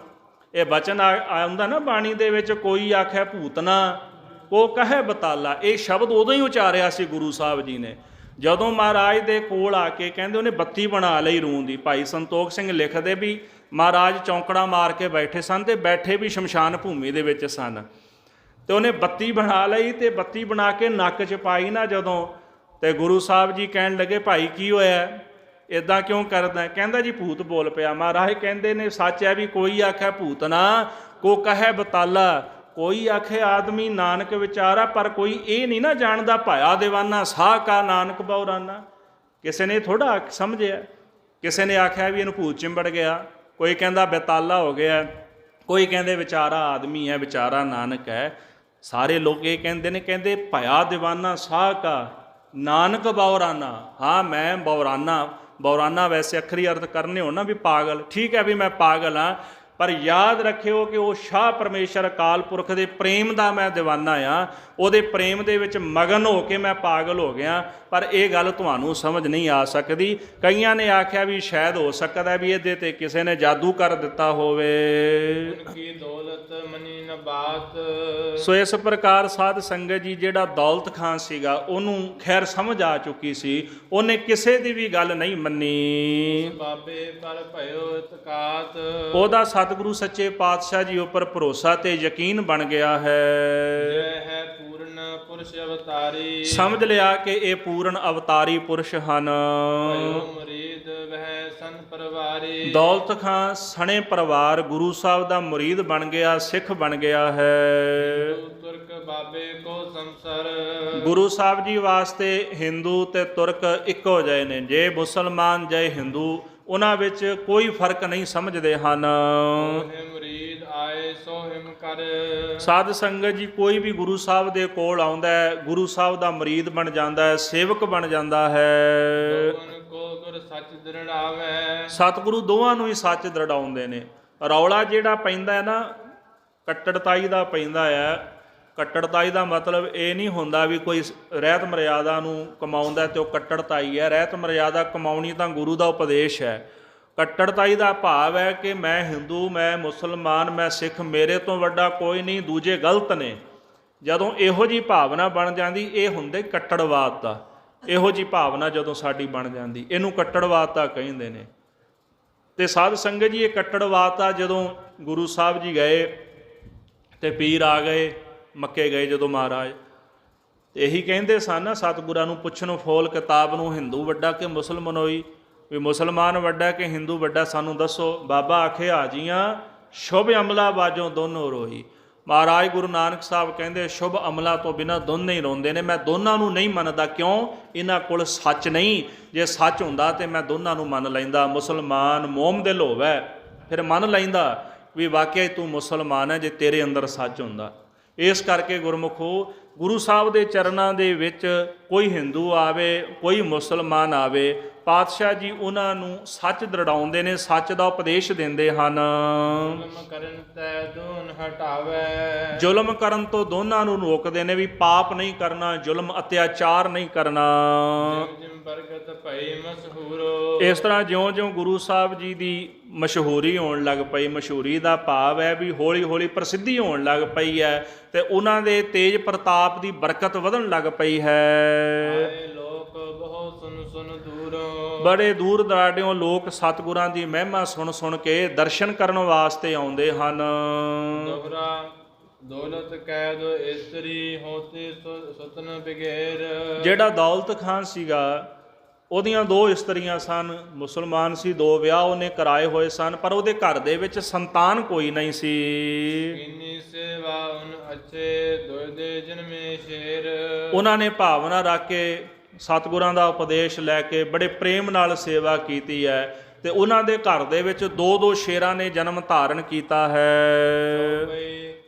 ਗਾਜੀ ਖਾਂ ਗਜ ਮਸਤ ਸੁਖਾਨ, ਪਹਿਲਾਂ ਇੱਕ ਜੋੜਾ ਘਰ ਵਿੱਚ ਜੰਮਿਆ, ਇੱਕ ਦਾ ਨਾਮ ਗਾਜੀ ਖਾਨ ਸੀ ਤੇ ਦੂਜੇ ਦਾ ਨਾਮ ਮਸਤ ਖਾਨ ਹੈ। ਖਾਨ ਉਹ ਜੁਲਖਾ ਮਾਨ, ਫਿਰ ਜੋੜੇ ਨੇ ਜਨਮ ਲਿਆ, ਇੱਕ ਦਾ ਨਾਮ ਮੀਰ ਖਾਨ ਤੇ ਇੱਕ ਦਾ ਨਾਮ ਜੋਲਖਾ ਮਾਨ ਹੈ। ਇਸ ਤਰ੍ਹਾਂ ਇਹ ਜਿਹੜੇ 4 ਪੁੱਤਰ ਹੋਏ ਨੇ, ਗਾਜੀ ਖਾਨ ਤੇ ਗਾਜ ਮਸਤ ਖਾਨ, ਮੀਰ ਖਾਨ ਤੇ ਉਲਜੌਲ ਖਾਨ। ਇਸ ਤਰ੍ਹਾਂ 4 ਪੁੱਤਰ ਜਿਹੜੇ ਨੇ ਇਹ ਦੌਲਤ ਰਾਏ ਦੇ ਘਰ ਵਿੱਚ ਪ੍ਰਗਟ ਹੋਏ ਹਨ। ਨਾਰਨ ਵੱਡ ਚਰਚਾ ਤੋਰੀ, ਜਦੋਂ ਇਸ ਤਰ੍ਹਾਂ ਸਤਿਗੁਰਾਂ ਦੀ ਕਿਰਪਾ ਨਾਲ ਉਹਨਾਂ ਨੂੰ ਪੁੱਤਰਾਂ ਦੀ ਪ੍ਰਾਪਤੀ ਹੋ ਗਈ ਤੇ ਜਿਹੜੀਆਂ ਦੌਲਤ ਖਾਨ ਦੀਆਂ ਇਸਤਰੀਆਂ ਸਨ, ਉਹਦੀਆਂ ਘਰ ਵਾਲੀਆਂ ਸਨ, ਉਹਨਾਂ ਨੇ ਲੋਕਾਂ ਵਿੱਚ ਮਹਾਰਾਜ ਦੀ ਚਰਚਾ ਕਰਨੀ ਸ਼ੁਰੂ ਕਰ ਦਿੱਤੀ ਵੀ ਗੁਰੂ ਸਾਹਿਬ ਨੇ ਕਿਰਪਾ ਕਰਕੇ ਸਾਨੂੰ ਵਰ ਦਿੱਤਾ ਹੈ। ਬਾਬੇ ਦੇ ਹਮਦ ਜੋਰੀ, ਆਖਿਆ ਕਿ ਬਾਬਾ ਜੀ ਨੇ ਸਤਿਗੁਰਾਂ ਨੇ ਕਿਰਪਾ ਕਰਕੇ ਸਾਨੂੰ ਸੁਪੁੱਤਰਾਂ ਦੀ ਜੋੜੀ ਬਖਸ਼ੀ ਹੈ। ਬਾਬੇ ਕਹਿ ਜੀ ਇਮਹੁਤੀ ਕਿਛ ਰਹੀਐ ਗੁਪਤ ਸੰਸਾਰ, ਜਦੋਂ ਸਤਿਗੁਰਾਂ ਦੀ ਪ੍ਰਸਿੱਧੀ ਹੋ ਗਈ ਤੇ ਪਾਤਸ਼ਾਹ ਦੇ ਮਨ ਵਿੱਚ ਖਿਆਲ ਪੈਦਾ ਹੋਇਆ ਕਿ ਸੰਸਾਰ ਦੇ ਵਿੱਚ ਗੁਪਤ ਹੋ ਕੇ ਰਹਿਣਾ ਕਰੀਏ। ਸੋ ਤੋ ਪ੍ਰਗਟ ਜਗ ਭਇਓ, ਜਗ ਉਠ ਪਰ ਗਇਓ ਖਿਆਰ। ਕਹਿੰਦੇ ਇੱਧਰ ਤਾਂ ਗੁਰੂ ਸਾਹਿਬ ਦੀ ਪ੍ਰਸਿੱਧੀ ਹੋ ਚੁੱਕੀ ਹੈ, ਮਹਾਰਾਜ ਗੁਪਤ ਹੋ ਕੇ ਰਹਿਣਾ ਚਾਹੁੰਦੇ ਨੇ ਵੀ ਸੰਸਾਰ ਨੂੰ ਪਤਾ ਨਾ ਲੱਗੇ, ਪਰ ਸਤਿਗੁਰੂ ਸੱਚੇ ਪਾਤਸ਼ਾਹ ਸਾਰੇ ਸੰਸਾਰ ਦੇ ਵਿੱਚ ਪ੍ਰਗਟ ਹੋ ਗਏ ਹਨ। ਘਰ ਘਰ ਵਿੱਚ ਉਹਨਾਂ ਦੀ ਵਡਿਆਈ ਹੁੰਦੀ ਹੈ। ਭਾਨ ਚੜਿਓ ਕਿਮ ਛਾਨਿਓ ਰਹਿ, ਜਿਵੇਂ ਜਿਵੇਂ ਆਕਾਸ਼ ਦੇ ਵਿੱਚ ਭਾਨ ਸੂਰਜ ਚੜ ਜਾਏ ਨਾ ਤੇ ਉਹ ਲੁਕਿਆ ਨਹੀਂ ਰਹਿ ਸਕਦਾ। ਲਖ ਬਾਦਲ ਜੋ ਡਾਂਪਿਓ ਚਹੈ, ਭਾਵੇਂ ਲੱਖਾਂ ਹੀ ਬੱਦਲ ਆ ਜਾਣ, ਉਹਨੂੰ ਢੱਕਣ ਦੀ ਕੋਸ਼ਿਸ਼ ਕਰਨ, ਕਿੰਨੀ ਕੁ ਦੇਰ ਢੱਕ ਲੈਣਗੇ? ਘੰਟਾ 2 ਘੰਟੇ, ਇੱਕ ਦਿਨ 2 ਦਿਨ ਢੱਕ ਲੈਣਗੇ। ਆਖਰ ਨੂੰ ਸੂਰਜ ਨੇ ਪ੍ਰਗਟ ਹੋਣਾ ਹੀ ਹੋਣਾ ਹੈ ਤੇ ਸਤਿਗੁਰੂ ਸੱਚੇ ਪਾਤਸ਼ਾਹ ਜੀ ਜਿੰਨੀ ਮਰਜ਼ੀ ਉਦਾਸੀ ਧਾਰਨ ਕਰ ਲੈਣ, ਪਰ ਉਹਨਾਂ ਨੇ ਸੂਰਜ ਦੇ ਵਾਂਗੂ ਉਹਨਾਂ ਦਾ ਤੇਜ ਪ੍ਰਤਾਪ ਸੰਸਾਰ ਵਿੱਚ ਪ੍ਰਗਟ ਹੋਣਾ ਹੀ ਹੋਣਾ ਹੈ। ਜਿਵੇਂ ਬਾਬੇ ਕੀ ਚਰਚਾ ਭਈ, ਜਿਸ ਤਰ੍ਹਾਂ ਗੁਰੂ ਸਾਹਿਬ ਜੀ ਦੀ ਚਰਚਾ ਘਰ ਘਰ ਵਿੱਚ ਹੋਣ ਲੱਗੀ ਹੈ, ਹੀ ਮੈਂ ਬਹੁ ਫੈਲ ਗਈ। ਥੋੜੇ ਜਿਹੇ ਸਮੇਂ ਦੇ ਵਿੱਚ ਬਹੁਤੀ ਮਹਿਮਾ ਹਰ ਜਗ੍ਹਾ ਤੇ ਬਹੁਤ ਥਾਵਾਂ ਤੇ ਫੈਲ ਗਈ ਹੈ। ਨਾਲ ਕੋ ਹੋਏ ਸੀਤ ਦਬਾਇਓ, ਸਾਧ ਸੰਗਤ ਜੀ ਕਹਿੰਦੇ ਜਿਵੇਂ ਕਿਸੇ ਮਨੁੱਖ ਨੂੰ ਸੀਤ ਨੇ, ਠੰਡ ਨੇ ਦਬਾਇਆ ਹੁੰਦਾ, ਜਦੋਂ ਉਹਨੂੰ ਠੰਡ ਲੱਗਦੀ ਹੈ ਨਾ ਚੋਗ ਵੱਲ ਅਗਨ ਸਿਧਾਇਓ, ਤੇ ਜਿੱਥੇ ਅੱਗ ਬਲਦੀ ਹੋਵੇ ਨਾ, ਉਹ ਕਿਉਂ ਨਾ ਅੱਗ ਦੇ ਕੋਲ ਆਉਣਾ ਚਾਹੇ। ਭਾਵ ਜਿਹਨੂੰ ਠੰਡ ਲੱਗਦੀ ਹੈ ਤੇ ਉਹ ਅੱਗ ਦੇ ਕੋਲ ਆ ਕੇ ਬਹਿ ਕੇ ਤੇ ਆਪਣੀ ਠੰਡ ਦੂਰ ਕਰਨਾ ਚਾਹੁੰਦਾ ਹੈ। ਦੁਖਤ ਹੁਤੀ ਥੀ ਘਨੀ, ਇਸ ਤਰ੍ਹਾਂ ਜਿਹੜੀ ਦੁਨੀਆ ਸੀ ਬੜੀ ਦੁਖੀ ਸੀ, ਕੋਈ ਪਾਪ ਤੋਂ, ਕੋਈ ਵਿਕਾਰ ਤੋਂ, ਕੋਈ ਮਾਇਆ ਕਰਕੇ, ਗਰੀਬੀ ਕਰਕੇ, ਕੋਈ ਰੋਗ ਵਿਕਾਰਾਂ ਤੋਂ ਦੁਖੀ ਸੀਗਾ। ਤੇ ਇਸ ਤਰ੍ਹਾਂ ਲੋਕ ਗੁਰੂ ਸਾਹਿਬ ਦੇ ਪਾਸ ਆ ਕੇ ਆਪਣੇ ਦੁੱਖ ਦਰਿਦਰ ਦੂਰ ਕਰਨਾ ਚਾਹੁੰਦੇ ਸਨ। ਦਰਸ਼ਨ ਪਾਏ ਭਈ ਸੁਖ ਮਨੀ, ਜਿਨ੍ਹਾਂ ਨੇ ਸਤਿਗੁਰਾਂ ਦੇ ਦਰਸ਼ਨ ਪ੍ਰਾਪਤ ਕੀਤੇ, ਉਹਨਾਂ ਨੇ ਮਨ ਦੇ ਵਿੱਚ ਸੁਖ ਪ੍ਰਾਪਤ ਕੀਤਾ ਹੈ। ਸਾਧ ਜੋ ਹਿੰਦੂ ਤੁਰਕੋ, ਇਸ ਤਰ੍ਹਾਂ ਭਾਵੇਂ ਕੋਈ ਸਿੱਧ ਸਾਧ, ਭਾਵੇਂ ਹਿੰਦੂ ਤੇ ਭਾਵੇਂ ਮੁਸਲਮਾਨ ਸਨ, ਜਿਨਹੋ ਮੈਂ ਕਿਛ ਥੋ ਜੁਰਕੋ। ਜਿਨ੍ਹਾਂ ਦੇ ਵਿੱਚ ਕੋਈ ਥੋੜੀ ਬਾਤੀ ਕਹਿੰਦੇ ਜਵਰ ਸੀ, ਜਵਰ ਦਾ ਭਾਵ ਵੀ ਤਾਪ ਸੀਗਾ। ਇਹਦਾ ਮਤਲਬ ਇਹ ਹੈ ਵੀ ਕਿਸੇ ਅੰਦਰ ਹੰਕਾਰ ਸੀਗਾ, ਕੋਈ ਵਿਕਾਰੀ ਸੀ, ਭਾਵੇਂ ਉਹ ਆਪਣੇ ਆਪ ਨੂੰ ਮਹਾਨ ਵੱਡੇ ਸਮਝਦੇ ਸਨ, ਪਰ ਜਦੋਂ ਸਤਿਗੁਰੂ ਸੱਚੇ ਪਾਤਸ਼ਾਹ ਜੀ ਦਾ ਪ੍ਰਤਾਪ ਸੁਣਿਆ, ਗੁਰੂ ਦੇ ਚਰਨਾਂ ਵਿੱਚ ਆਏ ਤੇ ਹਜ਼ੂਰ ਨੇ ਉਹਨਾਂ ਦਾ ਵੀ ਭਲਾ ਕਰ ਦਿੱਤਾ ਹੈ। ਅਚਰਜ ਸਭ ਚਲ ਆਏ। ਤੇ ਜੁਰਕੋ ਦਾ ਇੱਕ ਹੋਰ ਅਰਥ ਕੀਤਾ ਗਿਆ, ਜਿੱਥੇ ਜੁਰਕੋ ਦਾ ਅਰਥ ਜਦ ਤਾਪ ਹੁੰਦਾ ਨਾ, ਇਹਦਾ ਅੰਤਰੀ ਭਾਵ ਵੀ ਹੰਕਾਰੀ ਸਨ ਜਿਹੜੇ, ਪਰ ਇਹਦਾ ਜਿਹੜਾ ਜੁਰਕੋ ਦਾ ਇੱਕ ਅੱਖਰੀ ਅਰਥ ਹੈ ਕਰਾਮਾਤ। ਜਿਨ੍ਹਾਂ ਵਿੱਚ ਥੋੜੀ ਬਾਤੀ ਕਰਾਮਾਤ ਵੀ ਸੀ, ਉਹ ਵੀ ਮਹਾਰਾਜ ਦੇ ਕੋਲ ਉਹਨਾਂ ਦੀ ਮਹਿਮਾ ਸੁਣ ਸੁਣ ਕੇ ਅਚਰਜ ਹੋ ਕੇ ਆਏ ਹਨ। ਦੇਖ ਭਾਲ ਸਭ ਹਾਰ ਸਿਧਾਏ। ਸਤਿਗੁਰਾਂ ਦੇ ਦਰਸ਼ਨ ਕੀਤੇ, ਕੋਈ ਚਰਚਾ ਕਰਨ ਲੱਗ ਪਿਆ ਤੇ ਕੋਈ ਕਰਾਮਾਤਾਂ ਵਿਖਾਉਣ ਲੱਗ ਪਿਆ, ਅਖੀਰ ਸਭ ਨੂੰ ਹਾਰ ਕੇ ਹੀ ਜਾਣਾ ਪਿਆ ਹੈ। ਅਜਮਤ ਦੇਵੈ ਗਿਆਨੀਨ ਗਿਆਨ ਸੁਨਾਏ। ਸਾਧ ਸੰਗਤ ਜੀ ਜਿਹੜੇ ਕਰਾਮਾਤੀ ਸਨ, ਭਾਵਨਾ ਲੈ ਕੇ ਆ ਜਾਂਦੇ ਸਨ ਵੀ ਮੈਂ ਕਰਾਮਾਤੀ ਬਣ ਜਾਵਾਂ, ਉਹਨਾਂ ਨੂੰ ਕਰਾਮਾਤ ਬਖਸ਼ ਦਿੰਦੇ ਸਨ। ਤੇ ਗਿਆਨੀਆਂ ਗਿਆਨ ਸੁਣਾਏ, ਜਿਹੜੇ ਗਿਆਨ ਦੀ ਇੱਛਾ ਲੈ ਕੇ ਆਉਂਦੇ ਸਨ, ਉਹਨਾਂ ਨੂੰ ਗਿਆਨ ਦੀ ਦਾਤ ਮਹਾਰਾਜ ਬਖਸ਼ਿਸ਼ ਕਰ ਦਿੰਦੇ ਸਨ। ਜਿਹੜਾ ਨਾਮ ਦੀ ਇੱਛਾ ਲੈ ਕੇ ਆਉਂਦਾ ਹੈ, ਉਹਨੂੰ ਨਾਮ ਦੀ ਦਾਤ ਬਖਸ਼ ਦਿੰਦੇ ਹਨ। ਜੈਸੀ ਮਨਸਾ ਕਰ ਆਵੇ ਤੈਸੋ ਦੈ ਸਮਝਾਏ। ਜਿਹੋ ਜੀ ਕੋਈ ਮਨਸਾ ਕਰਕੇ ਸਤਿਗੁਰਾਂ ਦੇ ਚਰਨਾਂ ਵਿੱਚ ਆ ਜਾਂਦਾ ਹੈ, ਸਤਿਗੁਰੂ ਜੀ ਉਪਦੇਸ਼ ਦੇ ਕੇ ਸਮਝਾ ਕੇ ਉਹੋ ਜੀ ਦਾਤ ਉਹਨਾਂ ਨੂੰ ਬਖਸ਼ਿਸ਼ ਕਰ ਦਿੰਦੇ ਨੇ। ਜਿਹੋ ਜੀ ਕੋਈ ਮਨਸਾ ਲੈ ਕੇ ਗੁਰੂ ਦੇ ਦਰ ਤੇ ਆਉਂਦਾ ਹੈ, ਉਹ ਉਸੇ ਹੀ ਪਦਾਰਥ ਨਾਲ ਮਹਾਰਾਜ ਉਹਦੀ ਝੋਲੀ ਭਰ ਕੇ ਇਹ ਲੋਕ ਸੁਖੀਏ ਪਰਲੋਕ ਸੁਹੇਲੇ, ਨਾਨਕ ਹਰਿ ਪ੍ਰਭ ਵਿਆਪੈ ਮੇਲੇ, ਦੋਵੇਂ ਲੋਕ ਉਹਨਾਂ ਦੇ ਸੁਹੇਲੇ ਕਰ ਦਿੰਦੇ ਹਨ। ਸੋ ਇੱਥੇ ਹੀ ਇਸ ਪ੍ਰਕਰਣ ਦੀ ਸਮਾਪਤੀ ਹੈ। ਅੱਗੇ ਜਿਵੇਂ ਗੁਰੂ ਸਾਹਿਬ ਜੀ ਨੇ ਉਦਾਸੀਆਂ ਕੀਤੀਆਂ, ਸਿੱਧਾਂ ਦੇ ਨਾਲ ਗੋਸ਼ਟ ਕੀਤੀ ਹੈ, ਉਹ ਸੰਖੇਪ ਵਿੱਚ ਇਤਿਹਾਸ ਆਪਾਂ ਕੱਲ੍ਹ ਦੇ ਦੀਵਾਨਾਂ ਵਿੱਚ ਸਰਵਣ ਕਰਾਂਗੇ। ਸਮੇਂ ਦੇ ਲਿਹਾਜ਼ ਨਾਲ ਸਮਾਪਤੀ ਹੈ। ਵਿਚਾਰਾਂ ਕਰਦੇ ਹਾਂ ਬੇਅੰਤ ਪ੍ਰਕਾਰ ਦੀਆਂ ਭੁੱਲਾਂ ਗਲਤੀਆਂ ਹੋ ਗਈਆਂ ਹੋਣਗੀਆਂ, ਅਣਜਾਣ ਸੇਵਕ ਜਾਣ ਕੇ ਖਿਮਾ ਕਰਨੀ ਜੀ। ਹੇ ਗੋਬਿੰਦ, ਹੇ ਗੋਪਾਲ, ਹੇ ਦਇਆਲ, ਪ੍ਰਾਣਨਾਥ ਅਨਾਥ ਸਖੇ ਦੀਨ ਦਰਦ ਨਿਵਾਰ। ਹੇ ਸਮਰੱਥ ਅਗੰਮ ਪੂਰਨ ਮੋਹਿ ਮਇਆ ਧਾਰ। ਅੰਧਕੂਪ ਮਹਾ ਭਿਆਨ ਨਾਨਕ ਪਾਰਿਉ ਆਏ ਪ੍ਰਭ ਸਰਨਾਗਤੀ ਕਿਰਪਾ ਨਿਧ ਦਇਆਲ। ਏਕ ਅਖਰ ਹਰ ਮਨ ਬਸਤ ਨਾਨਕ ਹੋਤ ਨਿਹਾਲ। ਵਾਹਿਗੁਰੂ ਨਾਮ ਜਹਾਜ ਹੈ ਚੜ੍ਹੇ ਸੋ ਉਤਰੇ ਪਾਰ। ਜੋ ਸ਼ਰਧਾ ਕਰ ਸੇਵੰਦੇ ਗੁਰ ਪਾਰਿ ਉਤਾਰਨ। ਜੋ ਸ਼ਰਧਾ ਕਰ ਸੇਵੰਦੇ ਗੁਰ ਪਾਰਿ ਉਤਾਰਨ ਹਾਰ। ਵਾਹਿਗੁਰੂ ਜੀ ਕਾ ਖਾਲਸਾ, ਵਾਹਿਗੁਰੂ ਜੀ ਕੀ ਫਤਿਹ। ਸ਼ਲੋਕ ਪਵਨ